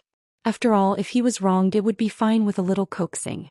If the Empress was wronged, Li Mu would have to suffer a few lashes. And she might not even be able to forgive him. In Chang'e Palace, Zhou Yi was lying on the bed, tossing and turning, unable to sleep. She hesitated in her heart. Should she wait until Li Mu returned to Shendu and simply erase this memory of him? On Baiyun Peak there was no danger tonight. Li Mu slept on Lu Hanyan's bed and quickly fell asleep. In his dream he met the Empress again. The Empress looked at him anxiously and said, "My dear concubine, this matter is really my fault. Listen to my explanation." Li Mu covered his ears and shook his head. "I don't want to listen, I don't want to listen, I don't want to listen." In the room, Li Mu suddenly jumped up from the bed. He covered his face and said with endless fear, "No." In the morning, Li Mu woke up early and walked around the peaks of Baiyun Peak to relax. Recently he seemed to have some mental problems. This made Li Mu quite worried. He was a dignified man, how could he have such strange dreams? He thought about it carefully and quickly found the problem. Last night he used the method of bringing up old scores and making false accusations to deal with the Empress. This was not a method that a man should use. He had positioned himself as the Empress's unruly boyfriend, so he should not complain about having such dreams at night. In the future he could not treat the Empress like this. Any reasonable and normal person would not do such a thing. If this continued, this dream would probably never end. The scenery of Baiyun Peak was very beautiful. Li Mu walked around for a while and the fear in his heart gradually dissipated. Unknowingly he arrived at the main peak. At this time, it was time for the main peak's disciples to have their morning classes. Close to 100 disciples sat cross-legged in the square in front of the main peak's Dao Palace. They had their eyes closed and were meditating. Above their heads a huge bell floated there. It slowly and rhythmically rang. Under the ethereal sound of the bell, all the distracting thoughts in the hearts of the disciples were washed away. In the square, the disciples cultivated quietly. In the sky above the square, cranes danced and white clouds lingered. Everything was so harmonious. Buzz. In the next instant the sound of the Dao bell suddenly became countless times louder. Screech. A few flying cranes let out a cry and fell straight down from the sky. Under the sound of the bell, the faces of the Fulu school disciples in the square flushed red. The magic power in their bodies surged. Those with lower cultivation levels fainted directly. In front of the square, Li Mu stared blankly at the Dao bell. He immediately said, "Sorry, I've come to the wrong place. I'll leave now, I'll leave now." Chapter 323. Because of the unbelievable nightmare last night, Li Mu had been worried about his psychological problems this morning. He had completely forgotten that the ancestral court of Fulu School, on the main peak of White Cloud Mountain, had a grudge with him. Li Mu's grudge with the Dao bell was purely accidental. He did not know that the bell could sense the first Dao technique that descended into this world. Then because of the Tao Te Ching, it overreacted and a deep crack appeared on the bell. But no matter what, the Dao bell had cracked because of him. Now it was hiding from him whenever it saw him. Li Mu had obviously scared it. The last sound of the bell did not sound right. The red-crowned cranes flying in the sky were stunned by the sound of the bell. They fell from the sky to the square, their bodies twitching non-stop. Most of the disciples in the square also fainted from the shock. Li Mu knew that he had caused trouble. He was about to escape when the Dao bell ran faster than him. With a whoosh, it flew into the clouds and floated there, not daring to come down. Whoosh whoosh whoosh. On the main peak, several figures rushed into the sky from the various Dao palaces. Seeing the mess on the square, everyone was shocked. What happened to the red-crowned cranes? Why did so many disciples faint? Why did the Dao bell run away again? What was that sound just now? Gave me a fright. My hand even trembled. It's a pity that my Fulu painting was almost finished. The elders of the main peak floated above the square and looked at each other in confusion. Then someone looked at the edge of the square and saw a figure preparing to escape. It's him. Why is he here? I see, so he's junior sister Lu's Dao partner. I was wondering why the bell was so scared. Li Mu originally wanted to run away, but he had been recognized so quickly. He could only turn around and bite the bullet. Well, I really didn't do it on purpose. A few elders descended from the sky. Some began to treat the twitching red-crowned cranes, while others began to wake up the unconscious disciples. An old man with a creation realm cultivation walked over and smiled at Li Mu. It's okay. It's not the first time the Dao bell has changed. I know you didn't mean it. Buzz. In the clouds above the square, the law bell rang again, clearly venting its displeasure. Not long after, the red-crowned crane flew back into the clouds. However, it did not dare to stay on White Cloud Peak. It flew towards a distant mountain. The disciples who were knocked unconscious by the sound of the bell gradually regained consciousness. Each of them had a blank expression on their faces. What happened? Why did I suddenly faint just now? The Dao bell suddenly went crazy. Look, isn't that the person who made the Dao bell go crazy last time? He's here again. Feeling the gazes of everyone in the square begin to gather on him, Li Mu knew in his heart that he shouldn't stay here for long. He cupped his hands towards the old man and said, "I'm sorry to have caused you trouble. I still have some matters to attend to, so I'll take my leave first." After saying that, he quickly walked out of the square and flew towards White Cloud Peak. Above the white clouds, the bell swayed for a moment, then slowly descended. It seemed to have sensed something and began to circle around the spot where Li Mu had been standing. The elders were perplexed by its strange behavior. For thousands of years, the Dao bell had been very normal. Nothing had ever happened to it. Why was it that every time that person came to the main peak, it seemed to have changed into a different bell? White Cloud Peak. Li Mu returned to the small building on the peak and sat cross-legged on the bed. He swore that he would never set foot on the main peak again. Although it was the Dao bell that was afraid of him, not the other way around, this Dao bell had existed since the establishment of the ancestral court of Fu Lu School. It had been more than 1,000 years since then, and it had even developed its own intelligence. This kind of magic treasure had already surpassed the heavenly rank. It could not even be called a magic treasure anymore but a type of monster. Although it could not transform, if it wanted to go against Li Mu might not be its match. However, the Dao bell's intelligence did not seem to be very high. It had not realized this yet. Li Mu could not give it a chance to react. After returning to White Cloud Peak and heaving a sigh of relief, Li Mu began to recall the feeling of killing the illusion god's avatar that day. That was the first time he had released the demon-slaying protective curse. Based on Li Mu's understanding of this curse, the first 2 moves of this curse could be used by Realm 4 cultivators. However, the last 2 moves were Realm 5 Abhijna. Among them, the third move was a defensive move. The Taiji diagram that was formed could even dissolve a Realm 6 attack. The last move seemed to specialize in attacking the primordial spirit. The speed of the Sword of Wisdom was unbelievably fast. The illusion god's avatar did not even have time to react before his primordial spirit was destroyed. Li Mu still did not understand the use of the Tao Te Ching. The 9 syllables of truth were mostly supportive. The demon-slaying protective curse was the strongest Dao technique that Li Mu could use at the moment. With the support of the last 2 moves and with Su He by his side, he was not afraid of ordinary Realm 6 cultivators. It seemed like he had only crossed half a realm. However, this half a realm was something that 99% of Realm 5 cultivators could not cross. Li Mu sat cross-legged on the bed and continued to comprehend. Suddenly, he sensed something and opened his eyes to look ahead. Outside the window, a shadow flashed past. Li Mu flew off the bed and came to the courtyard. However, he did not see anything. He pretended to return to his room. However, he suddenly turned around and looked up at the sky. A corner of the Dao bell appeared in the clouds above his head. However, it quickly shrank back. Li Mu was shocked. Did the Dao bell finally understand that he was no match for him? Was it here to seek revenge? However, it did not seem like it.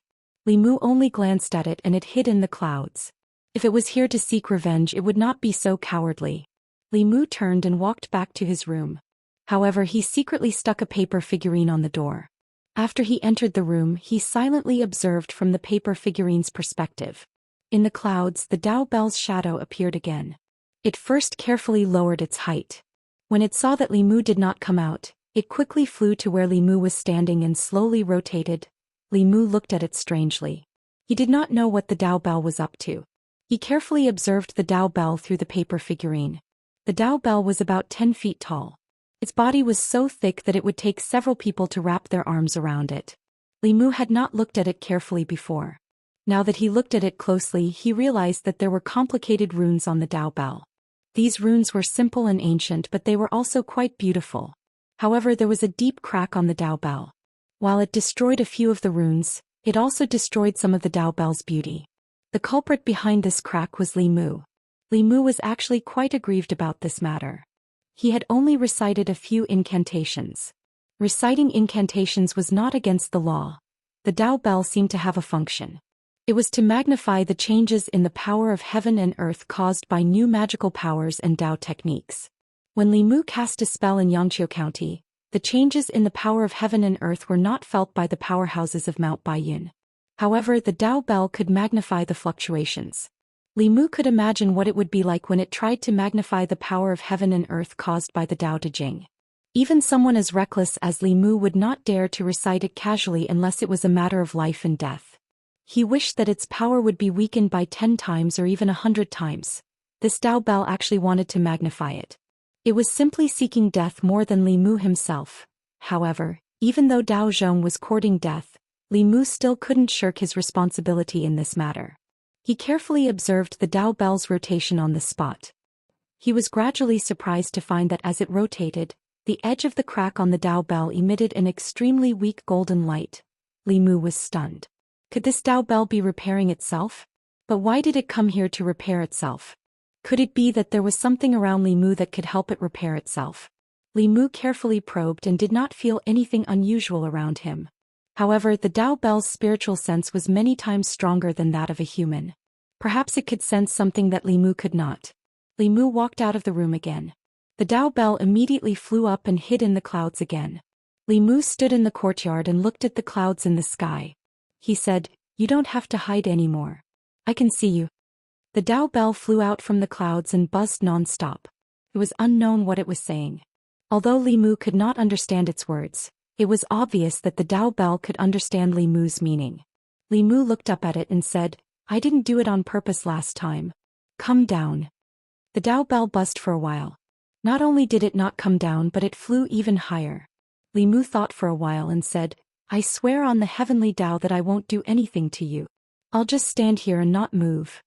After the Dao bell stopped in the air for a while, it seemed like it wanted to escape, but it also seemed like it couldn't bear to let go of something. After a while it tried to descend a little, then a little more. When it saw that Li Mu didn't move, it gradually became bolder and flew to Li Mu's side. It circled around him continuously. Li Mu noticed that there were more golden light spots on the cracks on the Dao bell. The cracks seemed to be slowly mending at a speed that was not visible to the naked eye. This meant that he had something that the Dao bell needed. However, Li Mu carefully probed and did not find anything missing. It was not spiritual power, psyche power, or any other power within his body. After the Dao bell spun for a while, the golden light spots on the cracks dissipated, and the cracks seemed to be mending a little. Li Mu could not figure it out. He simply said, "I was the one who caused the cracks on your body. I have the responsibility to help you repair them. What do you need? I can help you." Li Mu had clearly gained some trust from the Dao bell. The Dao bell buzzed again. Although there were no specific syllables or words, Li Mu miraculously understood its meaning. Li Mu asked in surprise, "You need a new mystique Dao technique?" The Dao bell danced up and down, clearly indicating that it was nodding. Li Mu reached out and touched the cracks on the Dao bell. This time the Dao bell not only did not dodge but it even rubbed against his hand. However, it was huge and Li Mu was almost knocked over by it. He patted the Dao bell and said casually, "You're so big. It's not convenient for you to be beside me. Can you shrink a little?" The Dao bell buzzed and shrank rapidly. Finally, it became a small bell the size of a palm. It jumped up and down and circled around Li Mu. Li Mu looked at the scene in front of him in shock and exclaimed, "It really can?" Chapter 324. It was Li Mu who had cracked the Fulu school's Dao bell, so he had the responsibility to repair it. According to the message conveyed by the Dao bell, every time a new Dao technique or divine ability was created, a strange power would descend. It relied on this strange power to repair itself. In theory, as long as Li Mu could continuously create new divine abilities or Dao techniques, it would quickly be repaired. Although Li Mu did not have this ability, he had the support of Taoism from another world. Speaking of which, there were many things that were fated to happen. In his previous life he had been seriously ill. He had tried Western medicine and traditional Chinese medicine, but none of them were effective. His mother had suffered a blow because of this, but she did not want to give up. In the end, she had placed her hopes on metaphysics. During that time she had worshipped and entered every temple she saw. She had brought home Buddhist beads consecrated by eminent monks and Fulu personally written by a half-immortal. Not only that, but because of Li Mu's illness, his mother, who had originally been an atheist, had also started to worship Buddhism and Taoism. She had bought a lot of Buddhist and Taoist scriptures and read them day and night, praying for Buddha and Daoist to bless Li Mu's recovery. Even though Li Mu did not believe in metaphysics at that time, he did not want his mother to lose hope. Therefore, he forced himself to memorize some Buddhist scriptures and Taoist scriptures. When he had nothing to do, he would flip through the mountains of books at home. However, ever since his parents had gone to a mountain to worship Buddha and their car had accidentally rolled off a cliff, Li Mu had never touched these things again. After coming to this world, Li Mu gradually realized that the things he had abandoned in the past had great power in this world. Unfortunately, Li Mu had already used the 9 words mantra, the demon-slaying protection incantation, and other Dao techniques countless times. What the Dao bell needed could only be found when a Dao technique first appeared. However, this was not a problem. There were many Daoist Dharma spells. Just the Thunder Dharma alone had more than 100 types of Dharma spells. Although they were all Thunder Dharma spells, their powers were all different. The Lin formula was the fastest and strongest Thunder Dharma spell. The others appeared to be of little value. Li Mu did not even try them. Although it was of little value, it was something that had never existed in this world before.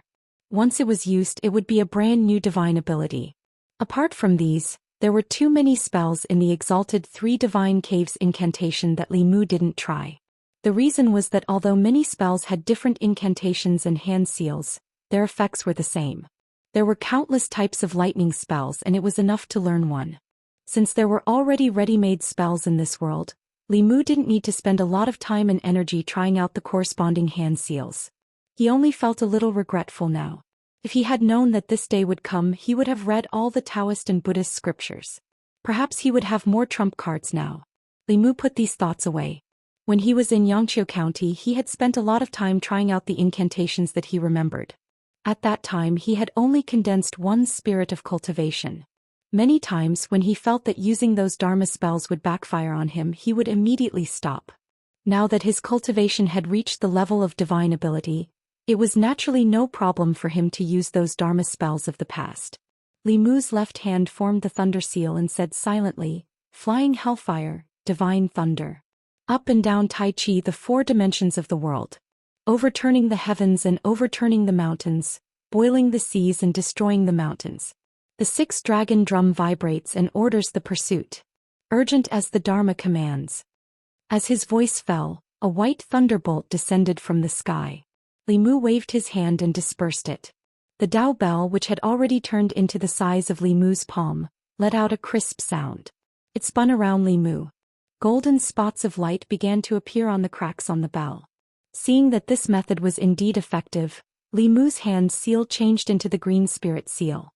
He silently chanted the snow prayer incantation, "Flying hellfire, east spirit. Superior immortal master, auspicious light condenses. Astral wind scissors water, change jade flower. Majestic righteousness, heaven and earth cleanse. True king perfunctory, divine transformation jade sutra. Urgent as the Dharma commands." Not long after the incantation was finished, snowflakes fluttered in the air and fell from the sky. The Dao bell flew up and down in the snow. It was as lively as a dog.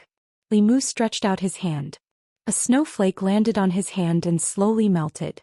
In the past, he had thought that only spells that used insignificant cultivation to stir up the power of heaven and earth could be called Daoist spells.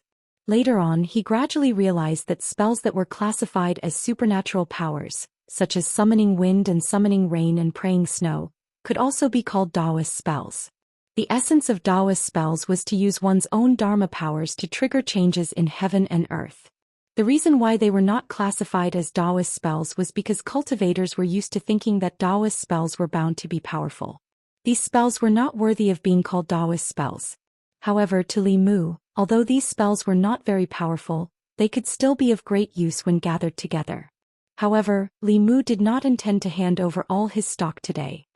He stroked the Dao bell and said, "Let's call it a day. We'll come back tomorrow." The Dao bell circled around Li Mu a few times. It seemed to be reluctant to part with him. After a long time, it turned into a stream of light and disappeared in the direction of the main peak. Wanwan and Xiao Bai had run off somewhere. Li Mu returned to his room. He was bored to death. He took out the spirit snail and inserted a strand of Dharma powers.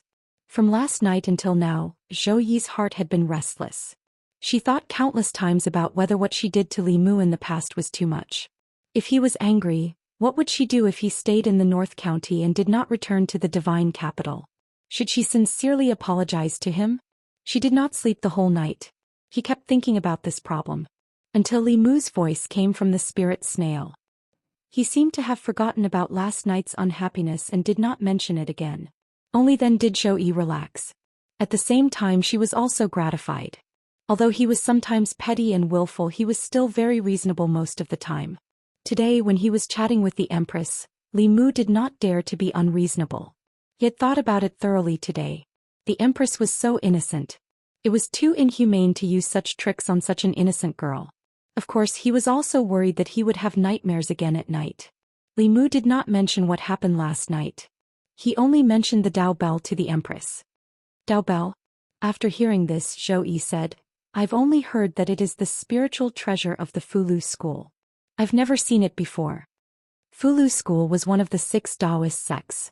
Li Mu originally thought that the spiritual treasure of such a sect would be very impressive. He did not expect such a cowardly bell to be the spiritual treasure of a sect. In Li Mu's eyes, it seemed to have no other use other than being a Daoist detector.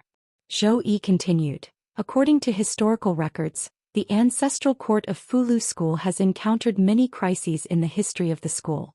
They were all resolved by this bell. Li Mu was stunned. He said in disbelief, This bell is so powerful? Zhou Yi said, This bell is not ordinary. Its sound can not only purify one's Daoist heart, but it can also be used to shock enemies. The bell can be big or small. When it is small, it is like sand. When it is big, it is like a mountain. It is also the strongest defensive treasure known to the cultivation world. Hundreds of years ago, when the ancestral court of Fulu school was besieged by the demon sect, it was the Dao Bell that covered Mount Baiyun. The demon sect's several transcendents and more than 10 Zhou Xian experts were unable to break through. Li Mu was extremely suspicious. Was the Dao Bell that ran away when it saw him and the Dao Bell that the Empress was talking about the same? If the Dao Bell was really so powerful, how could it be cracked because of the Dao De Qing? Li Mu quickly realized that this might not be the Dao Bell's fault. It dared to infinitely amplify the power of heaven and earth activated by the Dao De Qing. The fact that the Dao Bell had only cracked a small crack was enough to show its strength. If that was the case, if he obtained the Dao Bell and couldn't defeat his opponent head-on, all he had to do was shrink into the bell and he would be in an invincible position. This was the direction that a qualified cultivator should strive to cultivate in. He didn't expect the cowardly bell to be so powerful.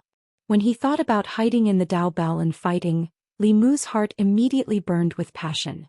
He couldn't help but look forward to the next day. After chatting with the Empress for a while, Li Mu put away the conch and sorted out the spells in his mind that he hadn't used yet. The next morning, Li Mu woke up early and went to the courtyard. At the same time on the main peak, nearly 100 disciples of the Flu school had also started their daily morning classes. For cultivators, cultivating the heart was extremely important. Once the heart of cultivation wasn't firm or unstable, one's cultivation would stagnate and regress. In serious cases, one would suffer from qi deviation or even death. Thus, the disciples of the 7 branches would take turns every 7 days to ascend the main peak and listen to the sound of the Dao Bell. The Dao Bell was the treasure of the Flu school. It emitted a certain sound that could cleanse a cultivator's heart and reduce the possibility of inner demons breeding. A group of disciples sat cross-legged in the square in front of the Dao Palace on the main peak. They closed their eyes and focused, preparing to be cleansed by the Dao Bell. However, they sat for a long time and didn't hear the sound of the bell. Finally, someone couldn't help but look up. He realized that there were only a few white clouds above his head. There was no sign of the Dao Bell. He was stunned. Where's the bell? White Cloud Peak. Li Mu withdrew his hand and looked at the Dao Bell that was flying toward him. A fervent smile appeared on his face. If the Empress hadn't reminded him, he wouldn't have realized that the Dao Bell was a treasure. If he could trick it into his hands. Thinking of this, Li Mu's smile widened. The Dao Bell that was flying toward him suddenly stopped. Then, as if it had been frightened, it quickly retreated and hid in the clouds. Li Mu was stunned. Could it be that his smile was too perverted and scared the cowardly bell? He coughed softly and tried his best to make his smile normal. He waved his hand at the cloud and said, "Come down. I just cast a new spell for you." The Dao Bell peeked out a corner of the cloud and quickly retreated. Li Mu thought to himself that he had been careless. Given the Dao Bell's personality, if he scared it this time, it probably wouldn't be so easy to get close to it next time. Li Mu didn't say anything else.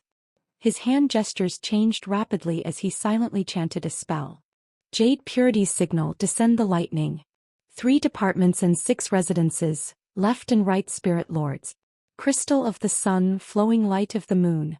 Sweep away the evil and destroy all disasters. The celestial emperor receives the wind and commands the sky. In thy name in my palm. Grasp the heaven and earth, protect me. After casting several new spells in succession, a buzzing sound finally came from the clouds. The Dao Bell flew out of the clouds and cheerfully flew toward Li Mu. Chapter 325. Baiyun Mountain Main Peak Plaza. The morning class had already begun, but the Dao Bell did not ring.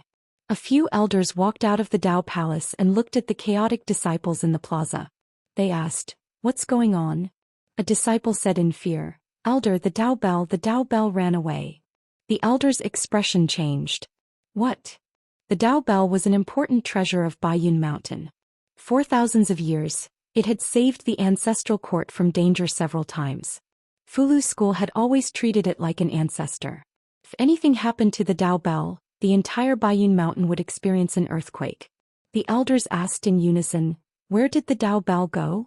A disciple pointed in a certain direction and said, "I saw the Dao Bell go that way just now." The elders flew up at the same time and flew in the direction that the disciple pointed. When they passed by Baiyun Mountain, they suddenly heard a crisp and cheerful bell ring from below. They immediately stopped. Hearing the Dao Bell ring again, everyone was relieved. They flew down Baiyun Mountain to investigate. The Dao Bell flew away from the main peak during the morning class. This had never happened in decades. They floated in the air and saw a young man standing in the courtyard of the small building on Baiyun Mountain. The Dao Bell had shrunk to the size of a palm and was flying around him. It looked extremely cheerful.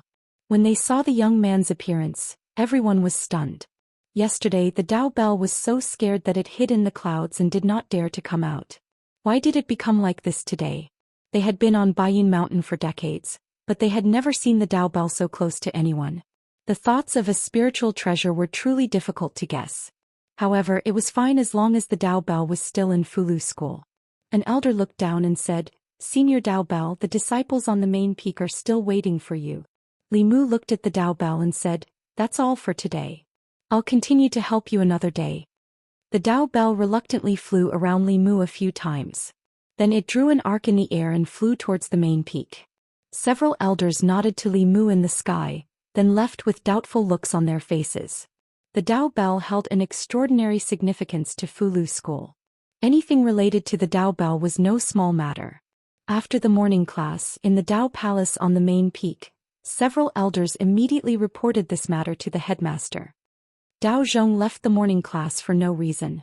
This has never happened in the past few decades. There must be something fishy going on.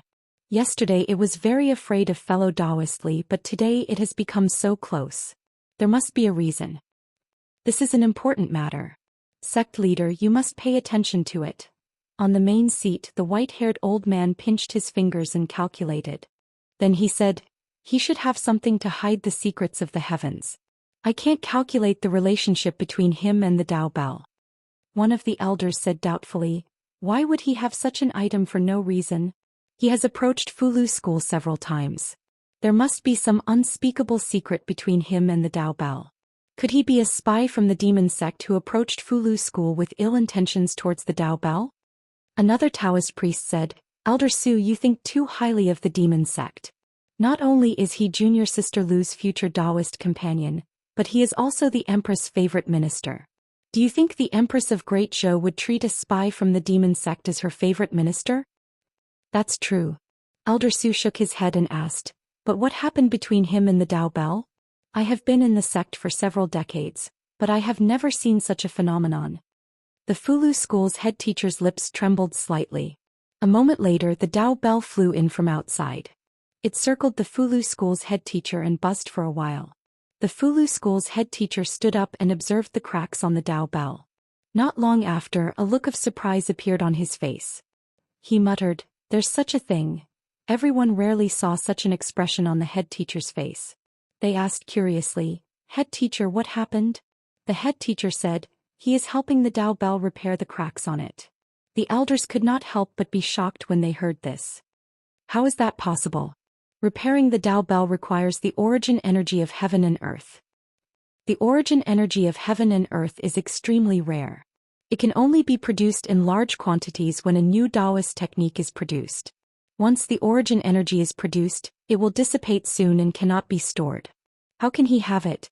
What method did he use to help the Dao bell repair it? The Dao bell buzzed a few more times. The Fulu school's head teacher revealed a look of understanding. He said, "I see." A moment later they learned the whole story. In the Dao palace on the main peak, the elders looked at each other in shock. Li Mu really was using the origin energy of heaven and earth produced when a new Daoist technique was produced to repair the Dao bell. This matter was far more unbelievable than him being able to repair the Dao bell. There was no way to verify how the earliest Daoist techniques were created. Most of the Daoist techniques that the current cultivators practiced were inherited from the ancients. However, in every era, there was no lack of outstanding people who could create their own Daoist techniques. These people were often the brightest stars in the night sky of that era. Even the head teacher could not compare to these people. It was not just the head teacher. The transcendence of the 6 Daoist sects, the 4 Buddhist sects, the 10 demonic path sects, the deans of the Great Zhou's 4 great academies, and even the empress of the Great Zhou, these were the strongest people known on the continent. But they were far from being outstanding. They were able to advance to the transcendence realm by relying on the legacies of their sects, academies, and the imperial court. They relied on the influence of their predecessors and did not rely on themselves. The imperial family had the emperor's qi. The academies and the various sects also had their own legacies. Strictly speaking, they could not be considered true transcendents. A true transcendence expert was someone who transcended the rules and traditions. They created their own Daoist techniques and were able to embark on their own path of cultivation. Li Mu was clearly not such a genius. If he could create a Daoist technique of this level, a great phenomenon would descend on Mount Baiyun. At that time, everyone would be able to sense it. Even so, the fact that he was able to innovate within the traditional framework was not something an ordinary cultivator could do. At least no one in the Fulu school could do it. In the current cultivation world, perhaps only some of Xuanzong's seniors had such abilities. The Fulu school was dedicated to researching Fulu. Xuanzong was passionate about researching Daoist techniques. For thousands of years, Xuanzong had made many improvements to the existing Daoist techniques. For example, they shortened the incantations, simplified the hand seals, sped up the casting time, increased the power of the Daoist techniques, and so on. Li Mu had done these. Of course, his Daoist techniques, incantations, and hand seals might not be shorter or fewer, but they were still considered new Daoist techniques. He used this method to obtain the origin power of heaven and earth to help repair the Dao bell. Elder Su praised, "Even so, it's very rare for him to have such an understanding of Daoist techniques at such a young age." Another Taoist priest said, "If Senior Miao Dun of Xuanzong knew about this, she would probably regret it very much." Last time she invited fellow Daoist Li to join Xuanzong. After being rejected, she did not insist. If fellow Daoist Li joins Xuanzong, he will definitely become a prodigy of Xuanzong in the future. The Fulu school's headmaster's eyes lit up.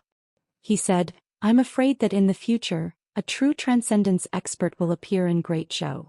The sect master's words caused the elders to be extremely astonished.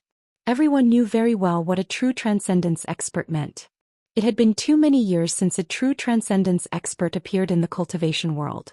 A powerhouse who relied on his own strength to step into the upper realm without relying on an inheritance was far stronger than an ordinary transcendence expert. They did not expect the headmaster to have such a high evaluation of him.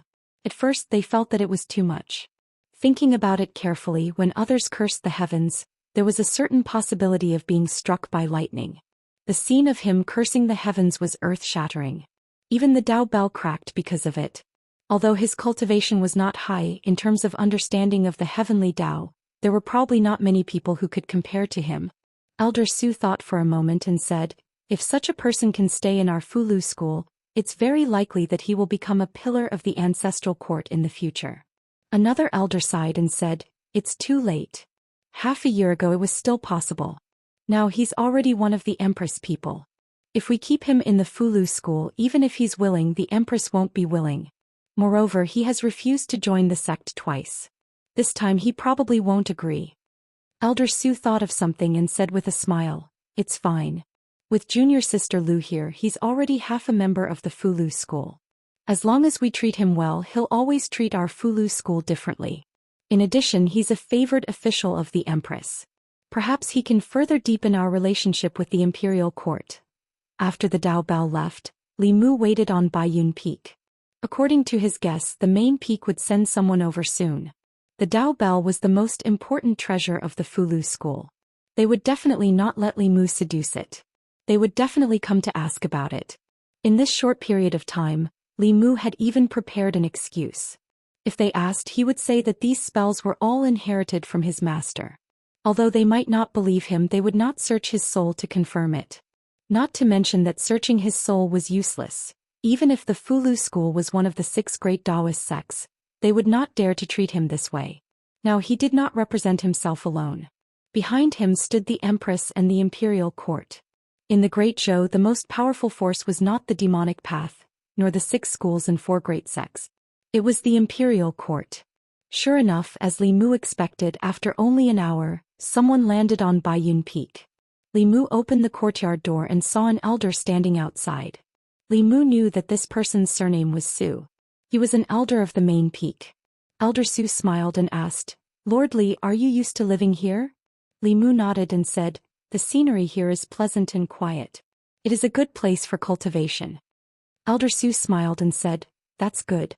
If Lord Li has any requests, you can tell me. I will arrange it for you as soon as possible." The talisman puppet sect elder's attitude towards him seemed to be better than before.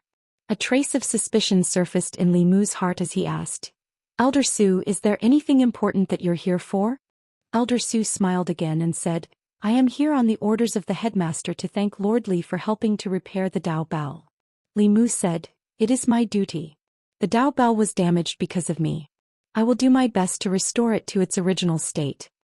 Elder Su shook his head and said, "Lord Li did not mean to damage the Dao Bell, but you did mean to repair it. Whether you can repair it or not, the Fulu school owes you a favor." Elder Su's attitude surprised Li Mu. If the Fulu school's attitude towards him before was polite, then this time it was warm. Not only that, he did not ask about anything else. The reason Li Mu had prepared was useless. Before Elder Su left, he had actually left behind some gifts. There were some spiritual jades of good quality, some alchemical pills that could recover one's magic power, and also talismans that could gather spiritual qi. When Li Mu and the Empress were chatting that night, they brought up this matter. The Empress was silent for a moment and then asked, "Could it be that the talisman sect is trying to rope you in?" Li Mu said, "Your Majesty, don't worry. I am loyal to Your Majesty. I only have Your Majesty in my heart. I will not join the Fulu school." Zhou Yi did not seem to be worried about this. He only asked, "Then when will you be back?" Li Mu had 3 months of leave. He had only been away for half a month. Lu Hanyan still had not come out of seclusion. He would need at least 2 months before he could return. But the Empress's tone made Li Mu feel like he was a little wife who did not plan to return home after returning to her mother's home. He could not say that he would return in 2 months. He could only say, "I will be back as soon as possible." Chapter 326. Although Li Mu told the Empress that he would do it as soon as possible, it was definitely not that soon. He did not know when Lu Hanyan would come out of seclusion. After she came out, Li Mu would have to accompany her for at least a month. He would also have to persuade her to come back to Fairy's capital with him as soon as possible. This would probably delay them for a while. Besides, Li Mu also had the heavy responsibility of repairing the Dao Bell. He was the one who cracked the Dao Bell. If he did not take responsibility for it, then what was the difference between him and those scumbags who ran away after cheating a girl's first time? Repairing the Dao Bell was a time-consuming and laborious task. For example, the demon-slaying protective spell, the Tao Te Ching, the 9 syllables mantra, and the like were all very powerful. The first time they were used, they would produce even more origin power. If the Dao Bell did not try to pry into it and only absorbed the origin power, it would not only be harmless but also beneficial. Unfortunately, although it was difficult to produce origin power, it was easy to dissipate it. When Li Mu first used it, the Dao Bell was not by Li Mu's side. The origin power had long dissipated. Li Mu could use some small spells and accumulate them. After a few days, the crack on the Dao Bell had only healed by 10 to 20%. If he wanted it to be completely repaired, 2 months would not be enough. Moreover, the spells that he had risked his life to experiment with were almost used up. He still had to spend time trying. Before leaving Mount Baiyun, he could only try his best to help it. After a few more days, Li Mu and the Dao Bell were finally familiar with each other. Its initial fear of Li Mu had long disappeared. Every morning after its morning class, it would fly to his place and only return at night. In addition to helping him repair the cracks, Li Mu had also done some experiments on it in the past few days. The Dao Bell was very hard. Even if Li Mu used the Xianxia sword to cut it, it would not leave any mark. Not only was it difficult to be hurt by swords, but it was also immune to spells. At least all the spells that Li Mu, who was in the transcendent realm, could cast, could not shake it at all. It was impervious to lightning, impervious to fire and water, and even if tens of thousands of swords were launched simultaneously, it would not even tremble in the slightest. No wonder the Empress had said that it was the strongest defensive treasure known to the cultivation world. With this treasure, he would be in an invincible position no matter who he fought. Even if the other party was in the transcendent realm, Li Mu wouldn't be able to harm him, and he wouldn't be able to break through the defense of the Dao Bell. Of course, Li Mu had never fought against a transcendent powerhouse before. If he really did encounter such a powerhouse, even if the other party couldn't break the Dao Bell, they could still trap him inside. However, the prerequisite for all of this was that Li Mu had the treasure. But that was impossible. For thousands of years, the Law Bell had been the treasure of Fulu School. No matter who tried to steal it, the Fulu School would fight them to the death. After thinking this through, Li Mu no longer harbored any thoughts about the bell. In an uninhabited valley somewhere in Baiyun Mountain, Li Mu whistled and the Dao Bell in the distance flew back. From the size of a palm, it immediately grew to a huge bell that was about 10 feet tall, enveloping Li Mu within it. Then the body of the bell immediately turned transparent. Li Mu, who was within the bell, could also see the situation outside. He formed a seal with his hands. Suddenly there was a violent wind, lightning, rain and snow outside. Through his experiments over the past few days, Li Mu discovered that while he was within the Dao Bell, others couldn't attack him. However, it didn't affect him from using spells to attack others. Not only that, Li Mu took out a Fulu. After throwing it out, the Fulu actually passed through the transparent bell. This meant that the defense of the bell was one-way controllable. It could block attacks from outside the bell, but it had almost no effect on the person within the bell. No wonder the Fulu school treated it as the treasure of the sect. The ability of this bell was indeed worthy of this title. Li Mu sighed. The more he understood about the Dao Bell, the stronger his desire to own it. However, he also knew that this was someone else's possession. He couldn't take it, nor could he. Li Mu whistled again. The Dao Bell flew away from his head and turned back to the size of a palm. It floated on Li Mu's shoulder and spun non-stop. Li Mu tilted his head and glanced at it. You go back first. I'll walk around alone.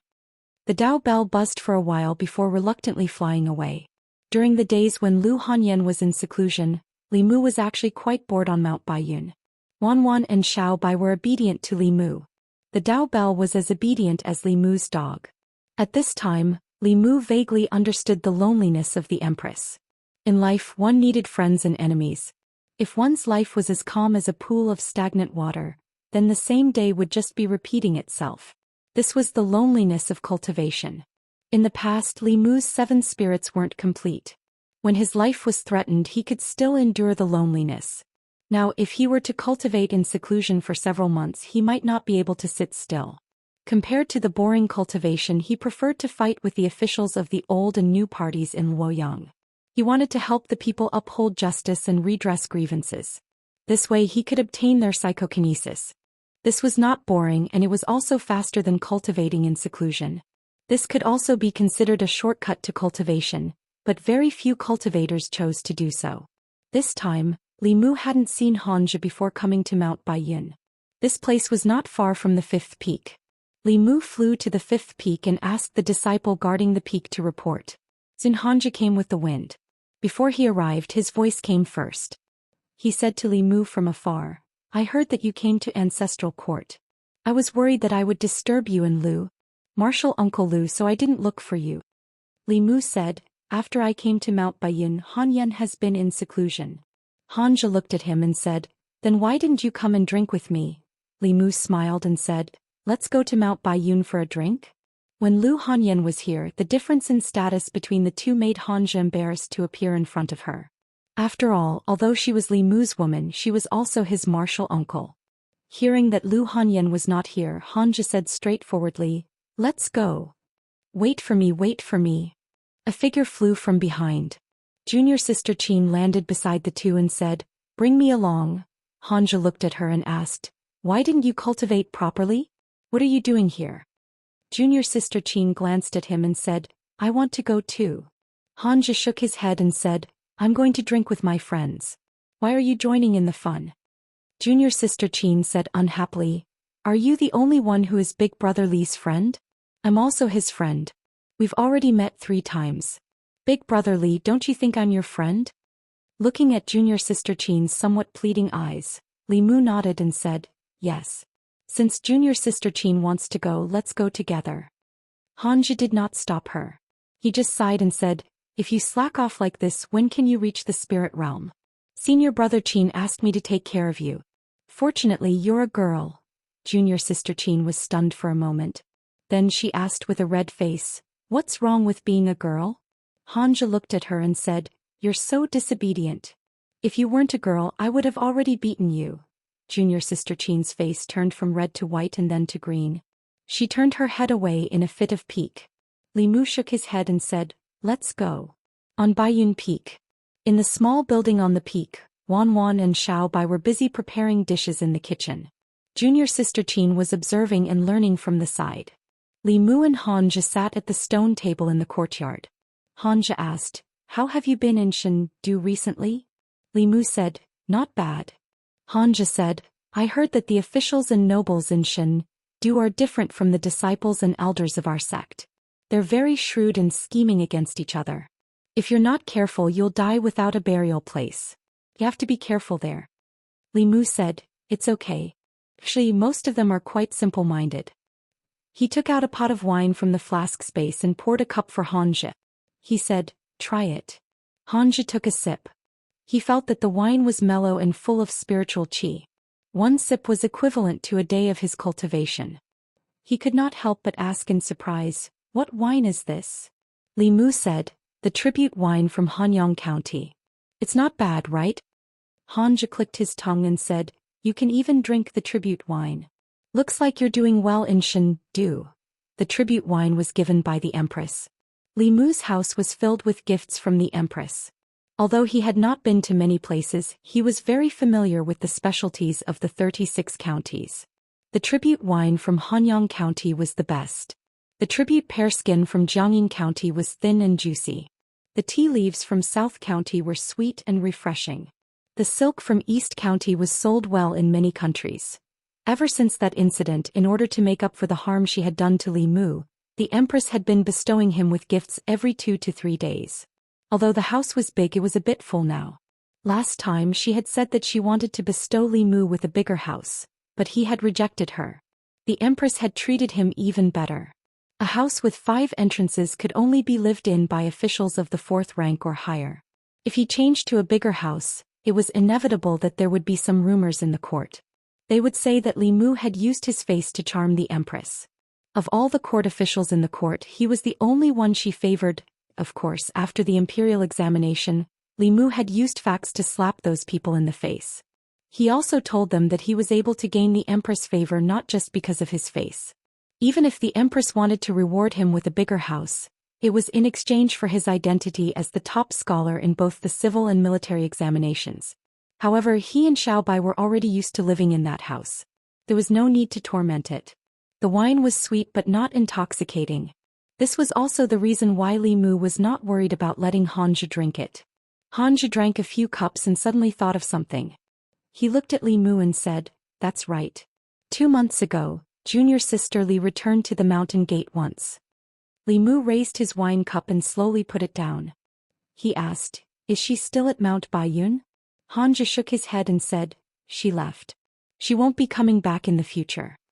Li Mu was stunned and asked, what do you mean? Hanja looked at him and explained, she has already left the Fulu school. From now on she is no longer a disciple of the Fulu school. This news caught Li Mu off guard.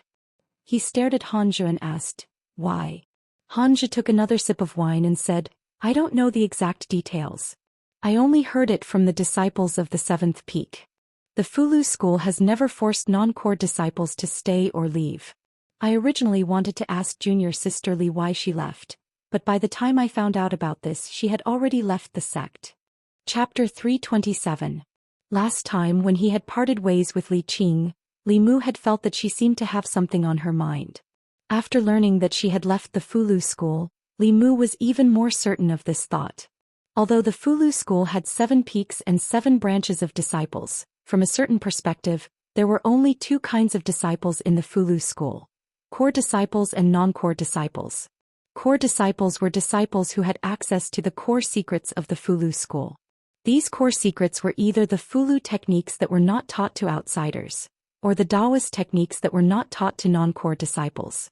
These disciples could not casually leave the Fulu school. Even if they wanted to leave, their memories of the sect's secrets would be erased. Non-core disciples could not come into contact with these secrets. They only cultivated ordinary techniques, and the Fulu Daoist techniques that they studied were also made public. Unlike outsiders, they could obtain certain cultivation resources from the sect by completing sect missions. For example, in the past, Li Qing had worked as a constable in the Xianxia county government for a year. When she returned to the sect, she could exchange for spiritual jades, transcendent artifacts and other items for cultivation. Non-core disciples could leave the sect, but very few people did so. After all, since ancient times the Great Zhou had emphasized etiquette and respect for teachers. This was a tradition engraved in the bones of every person in the Great Zhou. For cultivators, the sect was their home. Almost every cultivator had a strong sense of belonging to their own sect. For a cultivator to leave the sect, it was no different from a mortal severing their relationship with their parents. In the eyes of some extreme people, leaving the sect for no reason was no different from apostasy. Li Mu understood Li Qing very well. She was a person who valued relationships and righteousness. She would not abandon a subordinate that had nothing to do with her. How could she suddenly leave the sect that she had lived in for 10 years? Thinking of how Li Qing seemed to have some hidden troubles before they parted ways, Li Mu was certain that she had left the sect for some reason. When he thought of this, he could not sit still. He was eager to find out why Li Qing was so good at Fulu school. When Li Mu stood up and turned to leave, Hanja asked in surprise, "Where are you going?" Li Mu didn't even turn his head and said, "I have something to do, so I have to go out. Let junior sister Qin accompany you for a few drinks." Hanja looked at junior sister Qin, who was walking towards him, and shook his head. "Junior sister Qin, how many cups can you drink?" A moment later, junior sister Qin carried the drunk Hanja on her back. She turned around and waved at Wanwan and Xiaobai, saying, "When Brother Li comes back, tell him that we're going back first." Xiaobai sat at the stone table in the courtyard, resting her chin on one hand. She looked in the direction of the main peak and muttered, "Where did our benefactor go? Who is junior sister Li? Shu?" Wanwan made a shushing gesture and said, "Don't mention this name in the future, especially in front of Mississippi. Don't mention it even once." White Cloud Mountain, main peak. After Li Mu arrived at the main peak, the Dao Bell sensed him and flew over happily. Li Mu patted it and said, "I'm here to find Elder Su. Help me call him." The Dao Bell flew away with a whoosh, and soon flew back. There was still a person inside the bell. Li Mu rubbed his forehead. The Dao Bell didn't seem to understand what call meant. Elder Su was thrown out of the Dao Bell and staggered. When he finally steadied himself, he saw Li Mu in front of him. The Dao Bell shrank and flew to Li Mu's shoulder. It buzzed non-stop as if it was asking for credit. Li Mu looked at Elder Su and said apologetically, "Elder Su, I'm really sorry. I only asked the Dao Bell to inform you. It seems to have misunderstood my intentions." Elder Su was originally drawing a talisman. He was halfway through when the Dao Bell rushed in and swept him away. He was a bit distressed about the talisman materials, but he didn't dare to be angry with the Dao Bell. This ancestor had a strange temperament and was temperamental. If he angered it and made it run away, he wouldn't be able to atone for his sins. Of course, he couldn't blame Li Mu. As an honored guest of the Fulu school and the only hope to speed up the restoration of the Dao Bell, he had to be polite to Li Mu. "It's fine." He smiled at Li Mu and asked, "Lord Li, why are you looking for me?" Li Mu said, "I have a friend who used to be a disciple of the Purple Cloud Peak. For some reason she left the Fulu school. I want to go to the Purple Cloud Peak to find out more about her, but I don't know many people there. I can only trouble Elder Su." "I see." Elder Su smiled and said, "This is a small matter. I'll go to the Purple Cloud Peak with Lord Li." The Purple Cloud Peak was the 7th peak of the Fulu school. The head of the peak was Yu Quanzi. Li Mu had actually met Yu Quanzi once. When Yu Zhenzi brought Lu Hanyan to extort the peak heads, Li Mu was also present. The heaven-grade armor he was wearing now was given to him by Yu Quanzi. To be precise, Yu Zhenzi had extorted it from him. The two of them flew on a cloud and arrived at the 7th peak in the blink of an eye. When the disciple guarding the peak saw the two of them, he immediately walked forward and bowed to Elder Su. "Greetings, Elder Su." Elder Su asked, "Is Elder Sun here?" A disciple guarding the peak nodded and said, "Elder Sun is on the peak. This disciple will go and report to him." Elder Sun was also an old man. Li Mu had stayed in White Cloud Peak for a long time and found that the fortune elders of the various peaks were mostly old men or old women. On the other hand, the officials of the imperial court who were at the 5th level of cultivation were mostly middle-aged.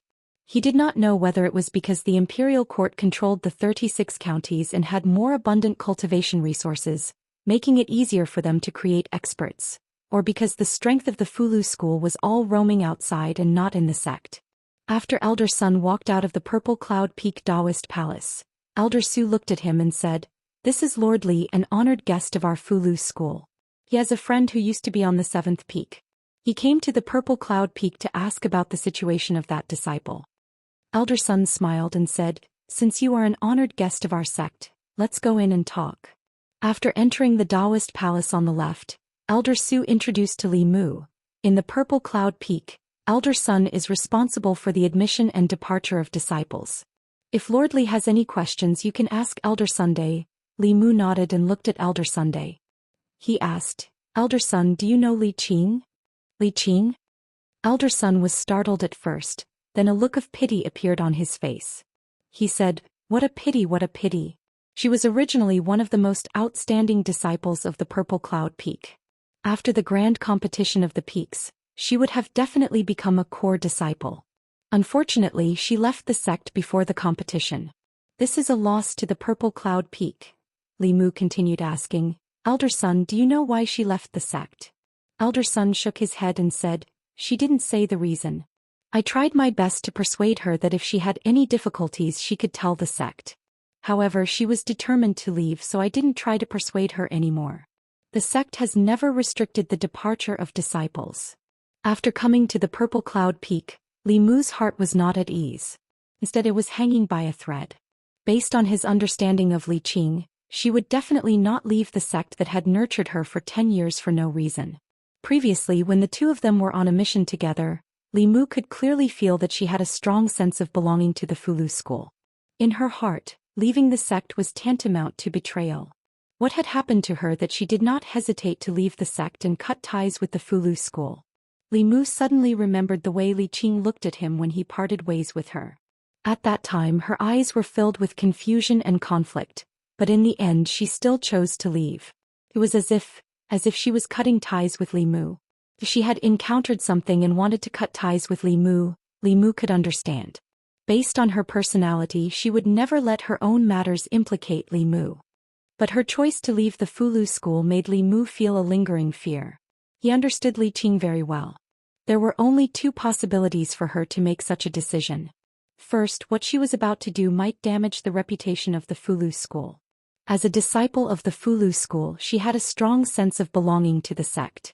She did not wish to damage the reputation of the Fulu school because of what she was about to do. Second, what she was about to do might make things difficult for the Fulu school, or even implicate the Fulu school. Li Mu was worried about the second point. The Fulu school was one of the 6 great Daoist sects. The ancestral court had a strong appeal to the various branches of the Fulu school. If she could become a core disciple, the Fulu school would become her backing. But in a situation where the status of a core disciple was so easy to obtain, she still chose to leave. This meant that in her heart the Fulu school could not protect her. Li Mu did not dare to think about it any further. He asked Taoist priest Sun Chong, "Can I take a look at the file Li Qing entered the sect?" Elder Sun looked troubled. Although the files of the various peaks disciples were not top secret, they were not something that an outsider could look at just because they wanted to. Elder Su said, "The sect master said that Lord Li is an honored guest of our sect. We must do our best to satisfy his requests." Since it was the sect master's order, Elder Sun no longer hesitated. "Please follow me." The three of them arrived at a small room in the Daoist palace. A wooden shelf was placed on one wall of the room. The shelf was filled with jade slips. Elder Sun thought for a moment, then said, "From what I remember, Li Qing came to the Fulu school 11 years ago. She was only 9 years old at that time. I found the file of the disciples from 11 years ago. It's here." He took a jade slip from the shelf. After injecting a strand of transcendence energy, the jade slip projected a ray of light, condensing into several lines of words in the air. Song Ming, 12 years old, male, from North Commandery Yu County, Song Village, 2 parents, younger sister, almost 5 years old, Pei Chuan, 10 years old, male, from North Commandery Zhou County, Pei Clan, parents dead, Su Ren, 16 years old, male, from Yunzhong Commandery. The jade slip projected the information of the disciples that the Fulu school had recruited back then. The Fulu school did not recruit many disciples each year, and even fewer disciples were assigned to each sect. This year Violet Cloud Peak had recruited a total of 10 disciples. The information in the jade slip was extremely detailed, recording each disciple's age, gender, place of origin, and family situation. Li Mu's gaze swept across, and finally at the end he saw a familiar name. Li Qing. Li Mu's gaze continued to move down and his expression froze. Under her name there were no other words. Other than her name, where she came from, and who else was in her family, there was nothing. Elder Su also noticed the abnormality. Looking at Elder Sun, he asked, "What's going on?" Elder Sun scratched his head, also somewhat puzzled. Logically speaking, such a situation should not have occurred, unless she did not enter the sect through the normal method. As for the specific method, I'm afraid only the elder who guided her into the sect back then would know. There was no record in Li Qing's file. Elder Sun asked the other elders, but none of them knew. In the past 10 years, the positions of the elders of the various peaks had changed, and some had even died due to unknown reasons. To find the elder who guided Li Qing into the sect back then would probably require the full power of the Fulu school.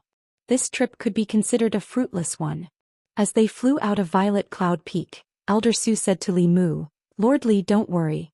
I will help you keep an eye on this matter. If there is any news, I will inform you immediately." Li Mu clasped his hands together and said, "Thank you, Elder Su." Elder Su smiled and said, "It's no trouble at all." Li Mu's gaze inadvertently looked down, and he saw that the mountain path below was densely packed with people. Waves of mana could be faintly felt, and he asked curiously, "Why are there so many cultivators down there?" Elder Su explained, "In 5 days, it will be the Talisman Dao trial that is held once every 4 years. During each trial, the various peaks will choose a few seedlings who are adept at the Talisman Dao from these cultivators and accept them as disciples. For a large sect like the Fulu school, the legacy of the sect was extremely important. Li Mu had seen this before. They sent people to the various government offices, and through the household register, they found various talents with special constitutions. After accepting them as disciples, they nurtured them from a young age. Compared to that method, accepting disciples through the trial was obviously less costly and more effective. The 6 schools and 4 sects were the blessed lands in the hearts of all cultivators. Joining these sects meant that one could use the resources of the sect and receive the guidance of the sect's experts. Therefore, cultivators flocked to these sections. At this moment, Li Mu saw no less than 100 people below. Elder Su looked down and said with some pride, "Thousands of people participate in each trial of our sect. The final winner will receive a talisman. With this talisman, one can directly become a core disciple of our sect." As he spoke, he suddenly slapped his head and said, "I remember now. No wonder the name Li Qing sounds familiar to me. 11 years ago, Someone used a talisman to exchange for her opportunity to enter the sect. I was the one who personally handled it. Li Mu raised his eyebrows and asked, "The talisman can be used by others?" Elder Su nodded and said, "It can. However, if the talisman is not used by the trial champion, but is only given to someone else, then the person who enters the sect through the talisman can only be an ordinary disciple." Li Mu thought for a moment and asked, "Can I participate in the Fulu trial?" Elder Su was stunned for a moment and nodded. "You can. As long as you are a cultivator under the age of 30, you can participate in the trial." He sized up Li Mu and asked, "But does Lord Li know anything about Fulu?" Li Mu nodded and said, "I know a little." Chapter 328. Elder Su looked at Li Mu. Seeing that he was serious, he could only say, "If Lord Li wants to try, I will arrange it for you after I return to the main peak." There was something he did not say out loud for the sake of his face. If he only had a slight understanding of the Fulu Dao, he might not even be able to pass the first stage of the trial. Every 4 years, the ancestral court held a trial of the Dao of Talismans. This trial also had the purpose of selecting the best disciples. During each trial, there would be thousands or even tens of thousands of cultivators coming from all over the Great Zhou and even other countries. These cultivators all wanted to join the Fulu school and become a disciple of a large sect. They wanted to embark on a broader path of cultivation. The people who participated in the trial traveled a long way. Every one of them had some confidence in their Fulu Dao. Even so, less than 1 out of 100 people could pass the trial in the end. Those who could last until the end were all true masters of the Fulu Dao. Every path of cultivation was very difficult. A cultivator could only be proficient in one path. A cultivator who was proficient in the Fulu Dao would find it difficult to invest a lot of time in divine arts, alchemy, artifact forging, formation and martial Dao. They would not have deep attainments in these areas. In Elder Su's eyes, Li Mu's attainments in divine arts had clearly reached the peak. He was among the top geniuses. If such a person was also proficient in the Fulu Dao, the heavens would be too unfair. He originally wanted to remind Li Mu that if he only had a slight understanding of the Fulu Dao, there was no need for him to participate in the trial of the Dao of Talismans. After thinking about it, he felt that this would hurt his pride too much. It would be better to let him hit a wall once. He would know how much he was worth in the Fulu Dao. After parting with Elder Su, Li Mu flew towards White Cloud Peak. This trip to Purple Cloud Peak was not without any gains. He found out through Elder Sun's investigation that Li Qing had entered the Fulu school 11 years ago and had entered the sect through special channels. Someone had wasted the opportunity to become a core disciple of the Fulu school and used a talisman to send her into the Fulu school. Originally, the jade slip should have recorded the information of the disciples who had entered the sect in detail. Why did it only have her name? What was her identity? What was she carrying? Why did she suddenly leave Fulu school? Li Mu's heart was filled with one mystery after another. He had no way of knowing all these, but he could confirm that Li Qing must have met with something, and it must be something grave, something that could endanger her life. Li Mu's heart was burning with anxiety, but he had nowhere to go and was powerless to do anything. Suddenly he seemed to have thought of something and a ray of light appeared in his mind. Just now he was so worried that he actually forgot an important point. As long as he could find the original owner of that talisman, wouldn't he be able to figure out what had happened to Li Qing? The Dao of Talismans trial was only held once every 4 years, and the person that obtained the first every year would surely be the center of attention. It was difficult to find Li Qing, but wasn't it easy to find him? Li Mu flew back to the main peak. This time he did not ask Dao Zhong to invite Elder Su, but paid a visit in person. After only a quarter of an hour he saw Li Mu again. Elder Su asked in surprise, "Lord Li, is there anything else?" Li Mu went straight to the point and asked, "Elder Su must have an impression of the first person in each Dao of Talismans trial, right?" "Of course." Taoist priest Su Chong said, 4 years ago the first person in the Dao of Talismans trial is now a core disciple of the main peak. 2 years ago he stepped into Zhou Xian. 8 years ago the first person in the Dao of Talismans trial did not stay in the ancestral court, but he established a branch of the Fulu school. 12 years ago, that person from 12 years ago, used his talisman in exchange for Li Qing's opportunity to enter the sect. Li Mu hurriedly asked, "Who was that person from 12 years ago?" Elder Su shook his head and said, because he didn't stay in the ancestral court, nor did he join the Fulu school. I don't remember his information. Lord Li, please wait a moment, I'll check for you. He walked out of the Daoist palace and after a while he came back and said, I've found it. That person's name is Li Er. 12 years ago he only left this name. Li Er Li Qing. Could Li Qing be his daughter? However, the name Li Er should be just a pseudonym. No one would have such a strange name. Li Mu said seriously, this matter is very important to me. I want to know the ins and outs of what happened back then. I'll have to trouble Elder Su.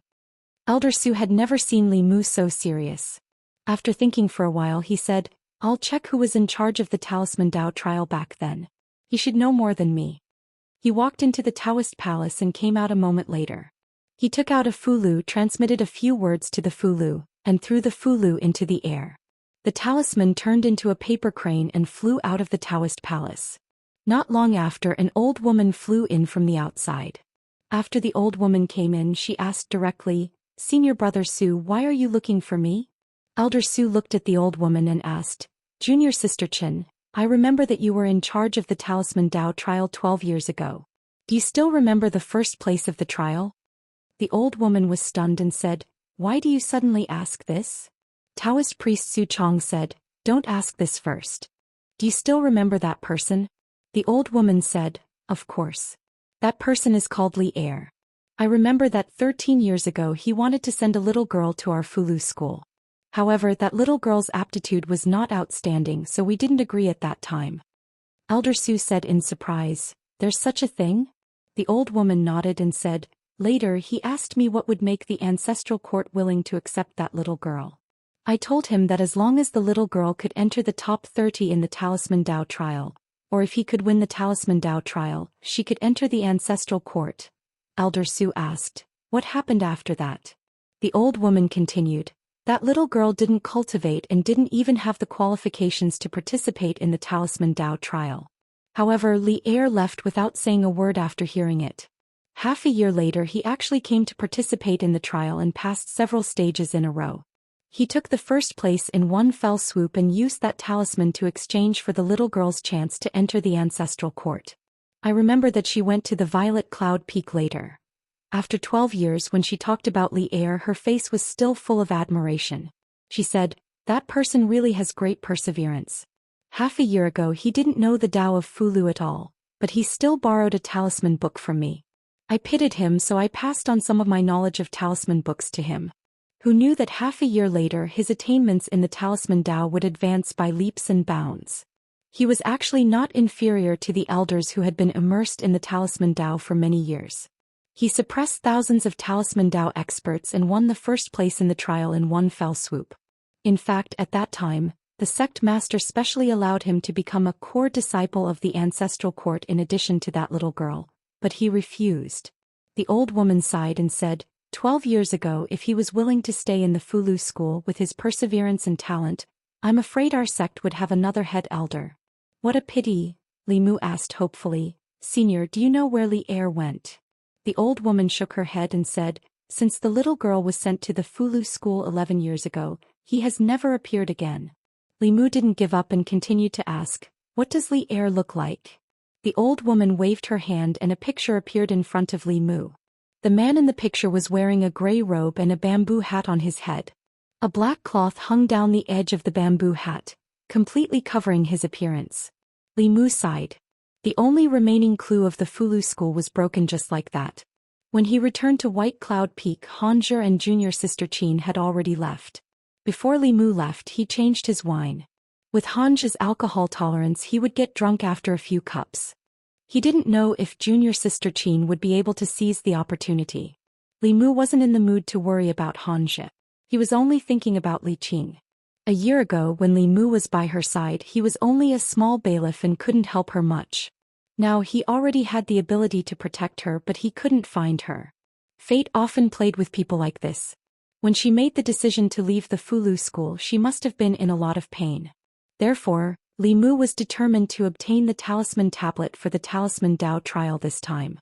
This matter was outside of his original plan. Li Mu thought about it and decided to inform the Empress. Li Mu took out the conch.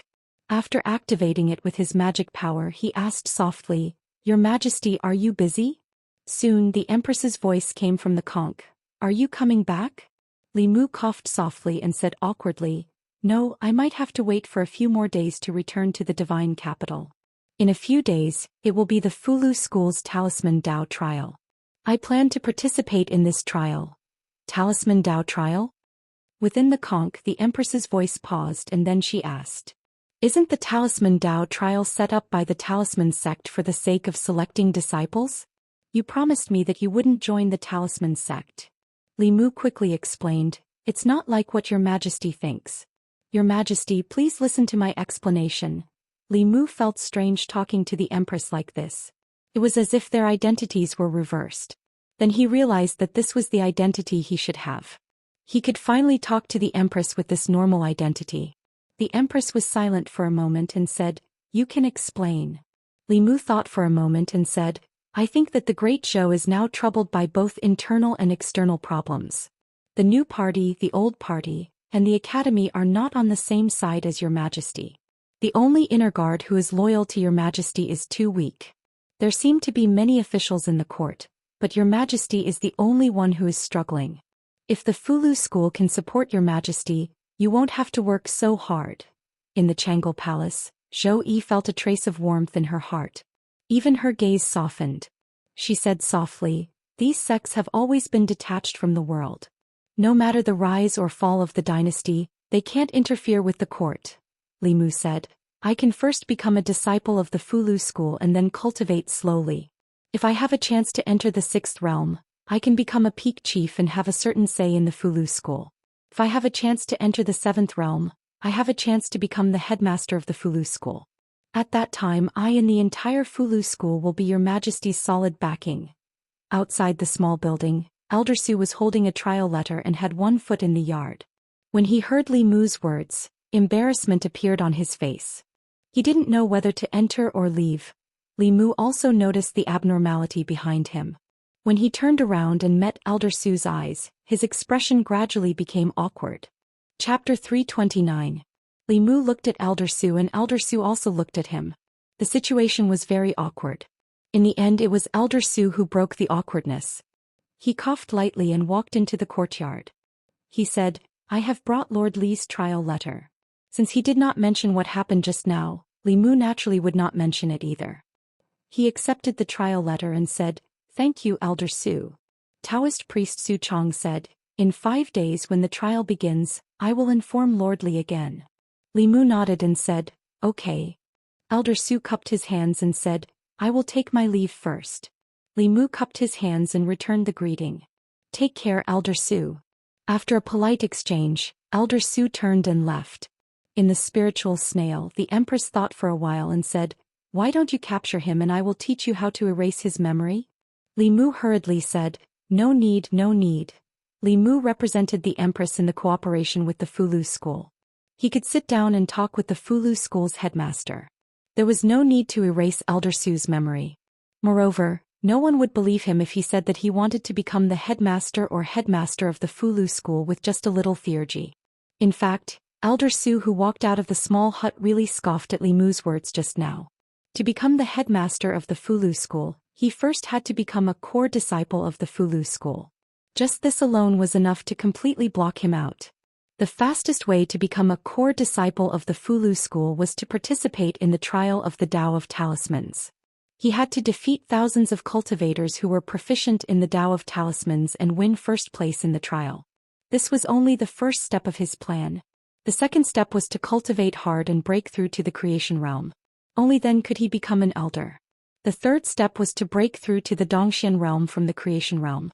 Only then could he become the headmaster. It was easy to go from divine ability to creation. At most, it would take a few decades. Once the magic power was enough, success would follow naturally. However, when the creation realm came to Dongxian, what was tested was one's talent and comprehension. The Fulu School had more than 100 creation elders, but only a few first seats. As for the fourth step, becoming the sect master, he still had to break through to the 7th realm and wait for the current sect master to abdicate before he could succeed the position of sect master. Even if there was such a day, it would be decades or centuries later. By then the Great Zhou might have had several emperors. Elder Su just smiled lightly before tossing this matter to the back of his mind, and then he flew towards the main peak. The Tao of Talismans trial this time was presided over by him, and he still had many things to do. Inside the small building, the Empress was silent for a while, then said, "I'm sorry, I misunderstood you just now." Although Li Mu was disappointed by the Empress's lack of trust, he did not show it. He said, "It is okay. I can understand your Majesty. As a man he should be more magnanimous. If he was petty and got angry with the Empress, wouldn't he be like some unreasonable woman?" Li Mu tried not to let himself be in the position of a barbaric boyfriend. He was already so magnanimous. He wouldn't have those strange dreams of lying in the Empress's arms at night, right? The next morning, Li Mu sat up from the bed with an expression of doubt on his face. Last night he was not in the Empress's arms. But the Empress was in his arms. These days, the number of times he dreamed of the Empress was more than the number of times he dreamed of Lu Hanyan. Must be because they talked too often. Li Si said that between men and women, only by maintaining a distance could there be pure friendship.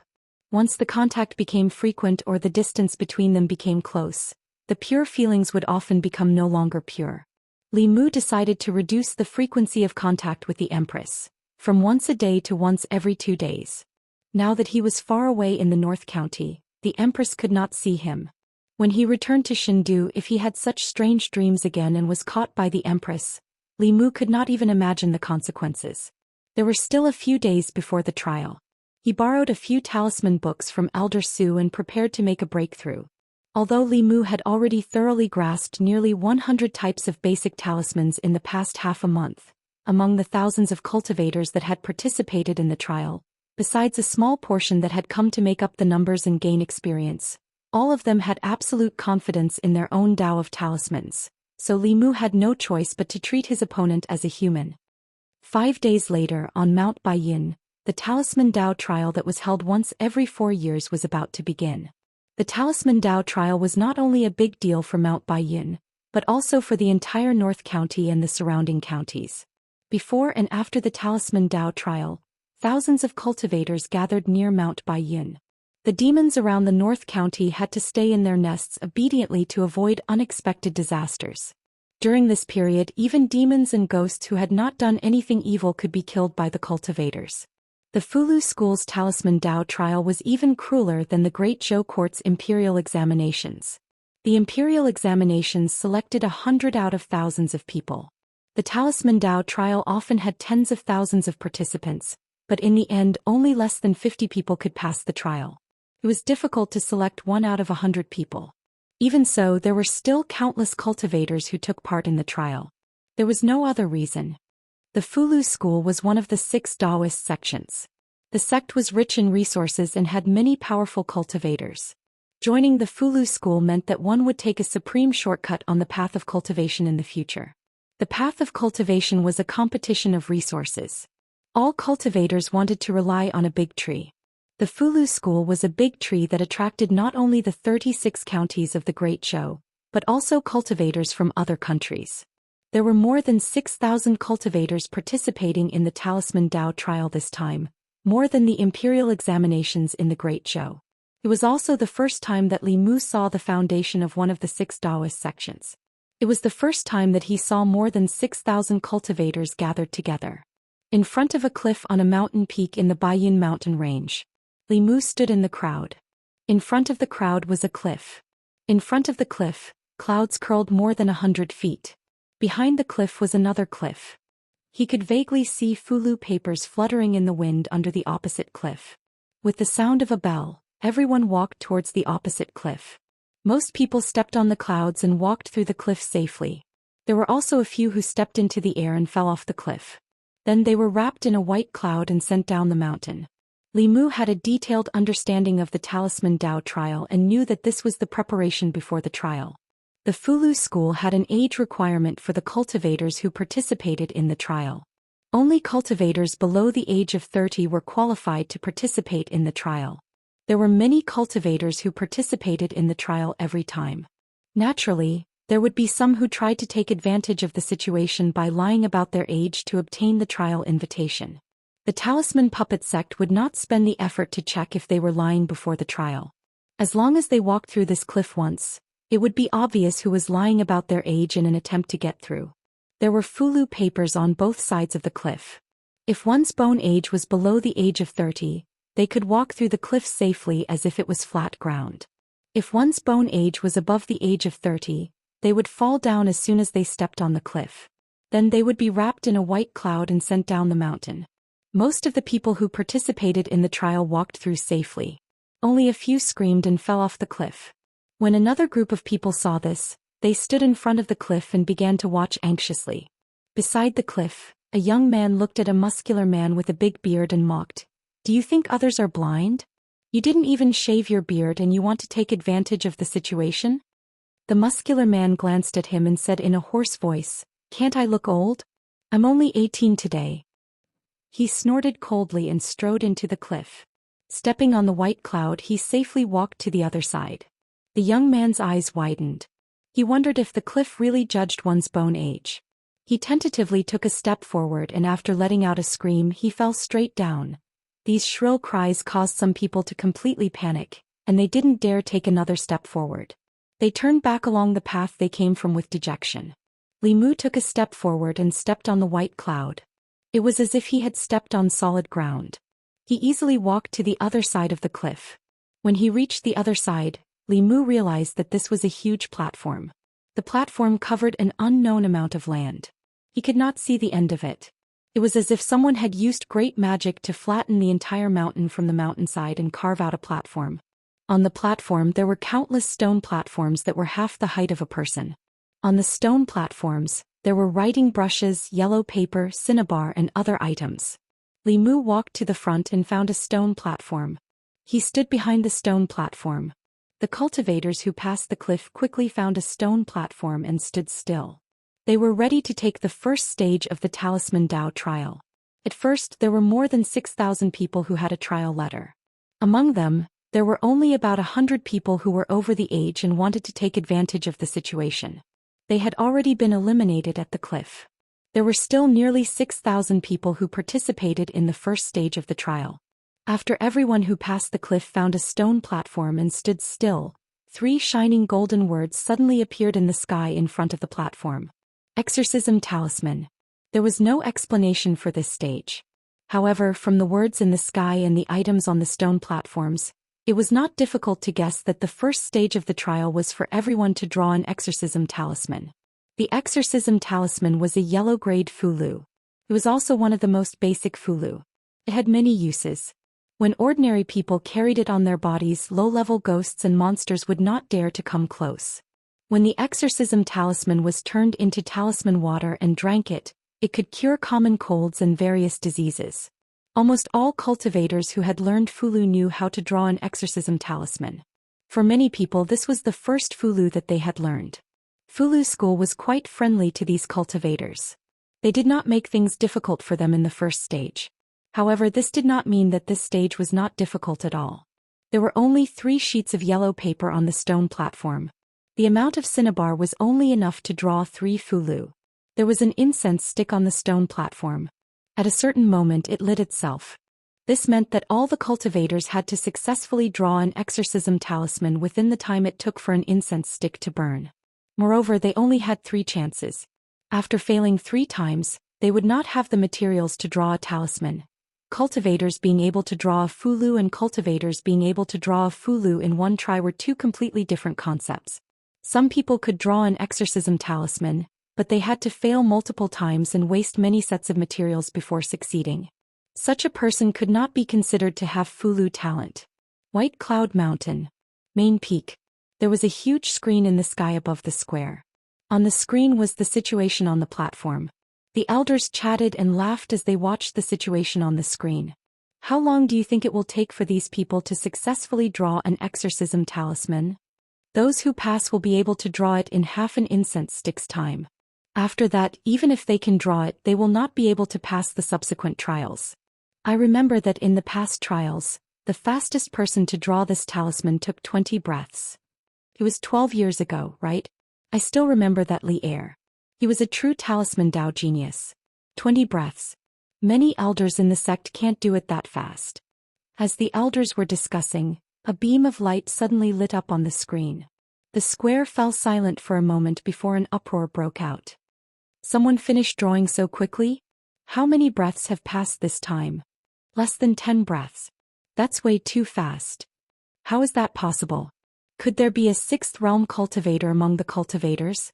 Is that a senior joking?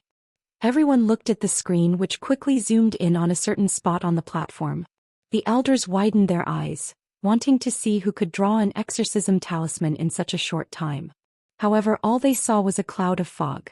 Everyone could not help but be stunned. What's going on? Why is there fog on the trial platform? Who can go and see what's happening on the trial platform?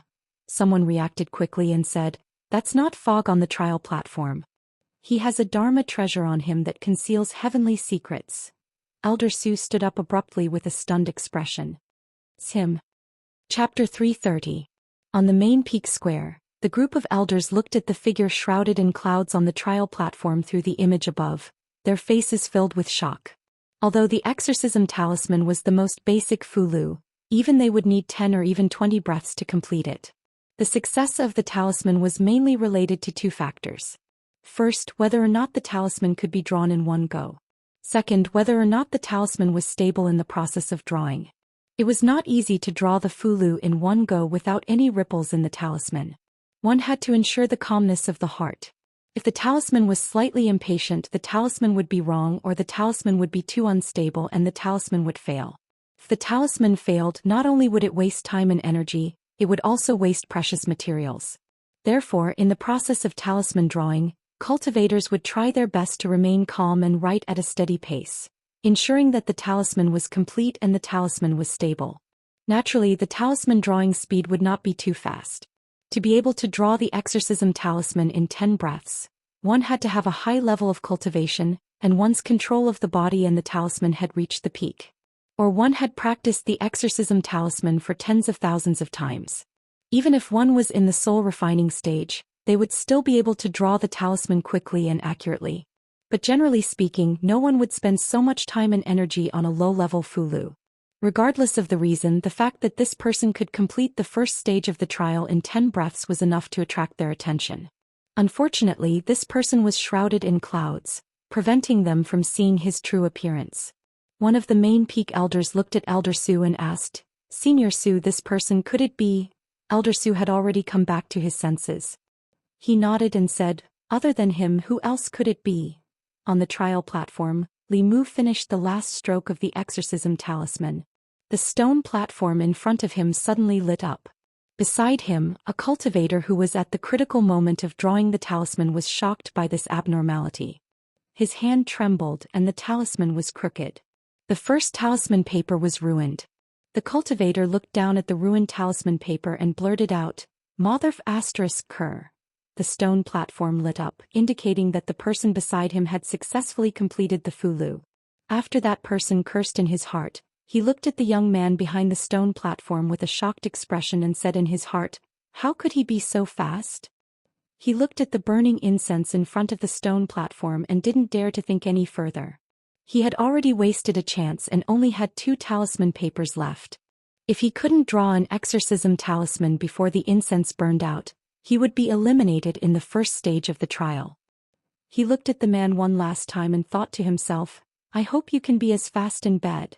Dozens of breaths after Li Mu drew the exorcism talisman, a faint light began to shine from the trial platform. He looked around. A small number of people had already completed their exorcism talismans, but most of them were still immersed in drawing. Fulu School's first trial was quite interesting. What they tested was the most common fulu, but the testing method was not ordinary. 1 incense stick and 3 talisman papers. Not only did it require the success rate of the talisman writing, it also required the speed of the talisman writing. For a cultivator who practiced the Tao of Fulu, the success rate of the talisman writing was extremely important. This point was not reflected in low-level Fulu. If the success rate was slightly lower, at most some yellow paper and cinnabar would be wasted. But for high-level Fulu, the talisman papers and talisman writing materials were extremely precious and could not be wasted. If one failed a few times, they might have to gather materials again. Li Mu stood behind the stone platform and waited until the last incense stick on the stone platform burned to ashes. Wait, I'm just short of one. Give me another 10 breaths. Give me a chance. The cultivators who had not yet succeeded in drawing talismans all spoke out anxiously. But the stone platform beside them suddenly burst out with a burst of light and swept them away from the trial platform. The stone platform in front of the cultivators who passed the first stage emitted a faint light, and they continued to stay on the trial platform. Li Mu looked around again and found that after the first stage, the number of cultivators on the stone platform had decreased by nearly half. An ordinary exorcism talisman was also able to distinguish so many cultivators. After the bell rang, Elder Su's voice rang in everyone's ears. Those who can draw 10 exorcism talismans within an hour can enter the third stage of the trial. As his voice fell, countless yellow papers and cinnabar flew in from outside the platform and landed on the remaining stone platforms. Li Mu counted the yellow papers on the stone platform in front of him. There were exactly 10 of them. This meant that if one wanted to pass the second stage, he had to ensure a 100% success rate and complete it within an hour. If the difficulty of the first stage was 1, then the difficulty of the second stage was 100. Within the time it took for an incense stick to burn, there were 3 chances to draw an exorcism talisman. If one had some attainments in the Tao of Talismans, they could do it. But to ensure that one could draw 10 talismans without making a single mistake was not something a beginner in the Tao of Talismans could do. He had to truly and completely master the exorcism talisman, and not rely on luck to draw talismans. If one made a single mistake out of 10 times, all previous efforts would be wasted. This was not only a test of their Tao of Talismans, but also their mental fortitude. Those who could maintain their calm under such pressure and successfully draw talismans were the talents that the Fulu school wanted.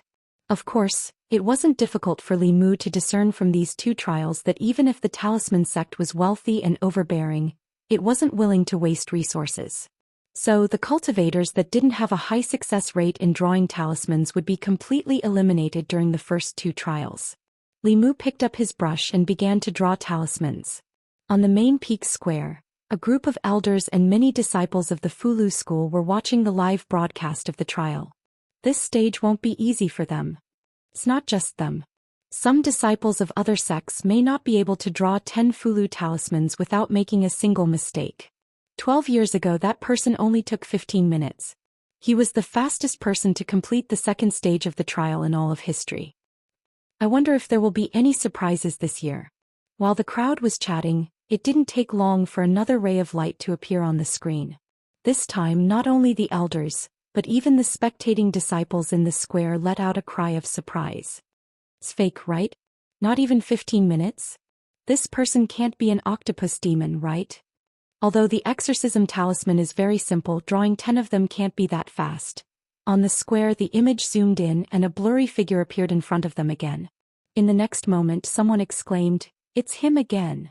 I know he must know that the first 2 stages of the trial tested the basics of the Fulu. He deliberately practiced it. Give me a year and a half, and if I only practiced the exorcism talisman I could be faster than him. But if he does this he will be eliminated in the 3rd stage, not to mention the 4th stage. On the square, after a moment of surprise, all the disciples calmed down. It was only an exorcism talisman, and no matter how skilled one was in cultivating it, it was of no great use. At most, one could be a wandering physician in the mortal world or sell protective talismans to deceive mortals. It was impossible to rely on an exorcism talisman to pass the trial in the talisman Tao of the talisman sect's ancestral court. Most of the disciples didn't have a high evaluation of this person's attainments in the Tao of Talismans.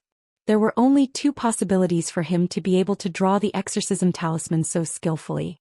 First, his dermic energy was very strong and it was at least at the 6th level. But how could a 6th level expert participate in the trial of the Tao of Talismans, so this possibility was directly eliminated. Second, his cultivation wasn't high, but he spent a large amount of time practicing the exorcism talisman. Practice makes perfect, and after practicing thousands of times he could still draw it so skillfully and accurately. But such actions were meaningless. The exorcism talisman was useful to mortals, but it was useless to cultivators. A cultivator with a normal mind wouldn't waste time on it. Maybe this person just wanted to attract everyone's attention in the first 2 stages of the trial. However, the elders in front didn't think so. One of the elders looked at Elder Su and asked, "Senior Su, what do you think?" Elder Su recalled the scene just now and said, his movements of drawing the exorcism talisman were smooth, and he succeeded in drawing the exorcism talisman in one go. This means that his dermic energy is very stable. There were no gaps between the 10 Fulu talismans, which means that he had a card up his sleeve. If it was him, he definitely wouldn't just be proficient in the exorcism talisman. That elder looked at the fog in the image and said, his basic skills are very solid and it's rare among the core disciples. I just don't know if he can pass the third stage. The next stage is testing talent and not basic skills. It was exceptionally quiet on the trial platform.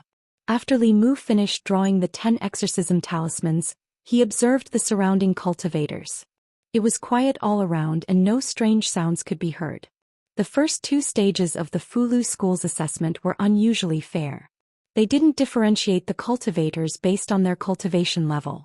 They tested the low-grade yellow-level exorcism talisman, the most basic Fulu talisman. Whether it was Zhou Xian or soul-refining cultivators, they all knew how to draw. No matter how high a grotto profound expert's magic power was, they could only obtain 100 points at most under the situation that the full score was only 100. As for soul-refining cultivators, although their strength was low, as long as they worked hard and performed exceptionally, they could also get the same number of points. Of course, for low-level cultivators, it was definitely more difficult to pass the trial. They were allowed to make mistakes in the first stage, but in the second stage they couldn't make even the slightest mistake. For this reason, almost all of the cultivators temporarily shut off their hearing to avoid being disturbed by the outside world when they were drawing the exorcism talisman. Sometimes, there would be a mistake and after a sigh they would be silently taken away by the stone platform. As time passed, the number of cultivators on the trial platform decreased. In this trial they couldn't rush it, but they couldn't be unhurried either. Drawing the exorcism talisman required a calm mind. Once rushed, it was easy to make a mistake, and one mistake would waste all of their previous efforts. Furthermore, there was a time limit for this stage. If they were calm and slow, it would increase their success rate, but if they exceeded the time limit of 2 hours, they would still be eliminated. There were constantly cultivators making mistakes and being taken away by the stone platform. This made the remaining cultivators even more careful. They didn't dare to try to be fast and hoped that time would pass slowly. However, the bell for the second stage of the trial still rang on time. Countless stone platforms emitted a burst of light, sweeping away the cultivators who didn't complete the trial on time. There were less than 1,000 cultivators left on the platform. In the second stage of the trial, 2/3 of the cultivators who passed the previous stage were directly eliminated. In just 2 rounds, 5 out of 6 people were eliminated. The trial of the Fulu School was even crueler than the Imperial Court's imperial examinations. Li Mu didn't have to wait long before another golden light lit up the sky in front of him. Chapter 331. The third round of the Talisman Dao trial had begun. Several golden runes appeared in the sky in front of the trial platform. These runes formed a Fulu. The moment he saw the rune, Li Mu had some doubts in his heart. Because he had never seen this Fulu before. Li Mu had already learned all the basic Fulu during his time at Fulu School. He was sure that this Fulu was not any type that he had seen before. The other trial takers on the other platforms also had stunned expressions on their faces. What rune is this? Why have I never seen it before? How do you draw a Fulu that you have never seen before? At this moment, Elder Su's voice was heard. Those who successfully draw this rune within 4 hours will pass the third round and enter the final round of the trial. Countless talisman papers and cinnabar flew in from outside the platform. This time there were 100 talisman papers. The Talisman Dao trial this time seemed to be different from the previous ones. Li Mu looked up at the golden runes above and somewhat understood the Fulu School's purpose. The first 2 rounds tested the trial taker's basic skills. The third round tested the trial taker's talent. Those common Fulu, even those without talent, could be drawn skillfully after thousands of practice over a long period of time. Passing the first 2 rounds only meant that they had a solid foundation in the exorcism talisman. It did not mean anything. But for a new Fulu the result was different. Those with outstanding talent in the Talisman Dao might be able to grasp it in a few hours. Those with average talent would need a few days or even 10 days to half a month. This Fulu was not in the talisman books that Li Mu had seen before. It should be a new Fulu created by the Fulu school. He had never seen a Fulu before. He did not know the order of writing the runes or the strength of his dermic powers when writing the runes. He had to test them one by one. Li Mu picked up the brush and dipped it in cinnabar. He closed his eyes and pondered for a while before starting to write. He finished drawing the runes in one go, but his magic power was not sealed in the rune paper. This meant that he had failed. I can't inject my magic power. The order of the runes is wrong. Li Mu thought for a moment and picked up the brush again. He changed the order of writing the runes, but he still couldn't seal the magic power. Li Mu lowered his head and looked at the ruined talisman paper. He thought to himself, during the last 2 strokes the mana leaked out. It's because the mana input was too strong and exceeded the upper limit of this talisman. Again, on the square of the main peak, an elder who had been staring at Li Mu said, "He has already failed twice." Another elder Daoist priest said, "It's normal. A new Fulu, even if you and I have it in our hands, we can't succeed in one try. We have to try many times. However, this talisman is not complicated. If he really has talent in the talisman Dao, 4 hours is enough. After 4 hours, even if he succeeds, his future achievements will be limited." He looked at Elder Su and asked, "Senior Su, do you think he can succeed?" Elder Su shook his head and said, "I don't know. However, if he really wins this trial, there will be a big problem." At this moment, if he still didn't know that Li Mu's a little and his understanding of the a little were not the same, he would not be qualified to be an elder of the main peak. From the first 2 trials, Li Mu's performance showed that he was definitely not a talisman Dao newbie. And in the 3rd trial he only failed twice and found the correct order of writing the runes. As long as he tried a few more times, he would be able to find the limit of his dermic powers and successfully write the runes. In this way he could immediately enter the 4th trial, which was also the last trial. This seemed to be getting closer to his plan of seizing power in the Fulu school. At that time, Elder Su only thought that it was an unrealistic joke. It was not until he saw Li Mu overcome all obstacles in the Talisman Dao trial that a sense of crisis arose in his heart. He couldn't be serious, could he? Just as this concern arose in Elder Su's heart, on the screen above his head, a ray of light swept across. The main peak square was in an uproar. It appeared. Who is so fast? This is the new Fulu that was just designed by the headmaster. No one can know in advance. I can't see his face clearly. Why is it a cloud of fog? Isn't this the person who was the fastest in the 1st and 2nd trials? Li Mu could not hear the discussions of the people in the main peak square.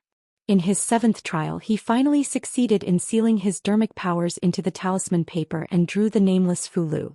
Under extreme calmness and without any fluctuations in his heart, drawing talismans was simply successful. He already had some doubts in his heart that in the other world, the art of tranquility did not exist for the purpose of drawing talismans. The moment he finished drawing the Fulu and put down the brush, the stone platform beside him rolled him up and flew off the platform, landing on another mountain peak. The stone platform put him down and returned along the original path. Elder Su stood on the mountain peak and looked at Li Mu with a complicated expression. He cupped his hands and said, "Congratulations, Lord Li, for being the first to complete the first 3 trials." Li Mu cupped his hands and returned the greeting. He said politely, "I was lucky." He looked at Elder Su and asked, "What is the 4th trial?" Elder Su pointed to the front and said, "This is the 4th trial." Li Mu looked in the direction that he pointed and saw rows of stone steps that extended into the depths of the clouds. Taoist priest Su Chong said, "This 4th trial is both a test for the trial taker and also a creation for the trial taker. As for how much you can benefit from this trial, it depends on the strength of each trial taker." Li Mu said uncertainly, "Creation?" Taoist priest Su Chong said, "You will know when you walk up the stone steps." Li Mu stepped onto the first stone step and the scenery in front of him suddenly changed. He appeared in a strange world, and when he looked around, all he saw was a vast expanse of whiteness. There was only a table in front of him, and on the table was a piece of paper, a brush and cinnabar. A familiar Fulu floated in front of the table. It was another exorcism talisman. Clearly this was another trial for him to draw talismans. Li Mu was about to vomit from drawing exorcism talismans today, but he could only hold back his disgust. He picked up the brush and finished drawing an exorcism talisman in a few breaths. The scenery in front of him disappeared and he returned to the steps again. Li Mu walked to the next step and appeared in the vast expanse of whiteness again. This time a brand new Fulu appeared in front of him. Demon Seeking Talisman. Every step here seemed to correspond to a Fulu. Li Mu finished drawing the Demon Seeking Talisman. When he walked to the third step, what he saw was the Soul Fixation Talisman. As he guessed, the first trial tested one's basic skills, the third trial tested one's talent, and the fourth trial tested one's basic skills and talent together. There was only one chance for each step. He had to be careful with every step. If he made a mistake in drawing the Fulu, the Talisman Dao trial would end here. Even Li Mu did not dare to be careless. He treated the Fulu of each step very seriously. When Li Mu walked to the 10th step, many people had passed the third trial and landed at the foot of the mountain. Some people walked up the steps. After a few steps, their bodies would be teleported out and they would stand at the side with a disappointed expression. Even a Talisman Dao expert could not guarantee that he would succeed every time. No matter how careful he was, he still made a mistake on the 6th Fulu. The 4th trial was really too difficult. However, he did not completely give up because others might not do better than him. He still had a chance. He stood at the foot of the mountain and looked at the figure who had walked up more than a dozen steps. A deep sense of powerlessness arose in his heart. Before coming to the Fulu school, he thought that he was a Talisman Dao genius. After passing 3 trials in a row, his confidence soared. He thought that if he worked hard, he might have a chance to become a core disciple. However, he suffered a huge blow when he just entered the 4th trial. The figure on the stone steps of the mountain path made him deeply understand the gap between people. Time slowly passed and more people passed the 3rd stage. 4 hours later, the trial takers who had yet to fully comprehend the talisman on the trial platform had lost their chance to pass the 3rd stage. At this time there were less than 100 people at the foot of the mountain. The 3rd trial eliminated 90% of the trial takers. Out of the 6,000 people, only 3 trials left 2 digits. Among these people, there were dozens of people who would be eliminated in the 4th trial. They had already learned the rules of the 4th trial from the trial takers who had participated in the 4th trial. They estimated in their hearts which step they could reach. Occasionally they would look up at the figure at the front and secretly curse him as a monster. On the stone steps, Li Mu had already walked up the 43rd step. This meant that he had drawn 43 Fulu without missing a single detail. He stayed on this step for a full quarter of an hour and did not take another step forward. In the world of cultivation, the Fulu was divided into heaven, earth, Xian and Huang. Each stage was further divided into upper, middle and lower grades. There were a total of 4 stages and 12 grades. With Li Mu's current spiritual power, he could only draw a Xian upper grade Fulu. As for the earth lower grade Fulu, he would need to be at least at the 5th level of cultivation to draw one. The last Fulu he drew was a Xian upper grade. The next step would probably be an earth Fulu. With his current spiritual power, it was impossible to draw one. Li Mu looked back and realized that the people below had at most reached the 10th step. It was almost impossible for them to continue to reach the 30th step without making any mistakes. The current him had already won. However, Li Mu still wanted to try. At most he would fail and be sent down the mountain. But before that he needed to rest for a while to recover his spiritual power. After drawing more than 40 Fulu in a row, his spiritual power was about to be depleted. Even the donkey in the workshop would not dare to work so hard. If it was not for the fact that he was determined to get that talisman, he would have already given up on the 30th step. The higher the step, the more insurance. He sat cross-legged on the stone step and meditated to recover his spiritual power. After an unknown amount of time, Li Mu suddenly felt movement beside him. He opened his eyes and saw a young man walking to the 43rd step he was on. The young man glanced at him and said, "Hey, make way." Li Mu was shocked. This person was clearly also a cultivator participating in the trial. He actually also reached the 43rd step. Sure enough, he could not underestimate the heroes of the world. No one knew better than him how difficult it was to reach here from the first step. If not for the clear heart mantra, Li Mu would have stopped long ago. That person walked to the middle of the 43rd step and closed his eyes. After 10 breaths, he opened his eyes again. Li Mu narrowed his eyes. He was still standing here and was not sent down. This meant that he had already drawn the 43rd Fulu. That person did not even look at Li Mu and walked to the next step. After a while he opened his eyes again and stepped onto the 45th step. On the square of the main peak, many disciples and elders had looks of disbelief on their faces. In the past it was already a surprise to have someone reach the 20th step. This year someone actually reached the 40th step, and there are two of them. Who's the one who caught up from behind? He looks so young. He took less time to reach each step than the first person. I wonder which step he will reach in the end? In the Dao Palace on the main peak, several first seats and the talisman puppet sect leader also had an image in front of them. The image depicted the situation on the stone steps. At this moment Li Mu, whose entire body was covered in fog, stopped at the 43rd step. That young man had already reached the 47th step. Hyun Jinko looked at the figure at the front and said, "There's something wrong with this person." The Fulu school's first seat looked at the person at the front through the mystic light technique. A golden light flashed in his eyes as he shook his head and said, "Let's not bother about him for now." He looked at Li Mu with admiration and said, "It's Li Mu who really surprised me." Hyun Jinko nodded and said with a strange look in his eyes, "It's not just a surprise. Simply unbelievable. If I could turn back time I would kidnap him even if I had to. He has the hope of the Fulu school." Xianxia looked at the person at the front and said, "I wonder who is so bold to come to White Cloud Mountain and cause trouble. Won't this talisman Dao trial become a joke because of him?" The Fulu school's headmaster looked at Li Mu and said with a smile, "That might not be the case." On the 43rd step, Li Mu looked ahead, took a deep breath and took a step forward.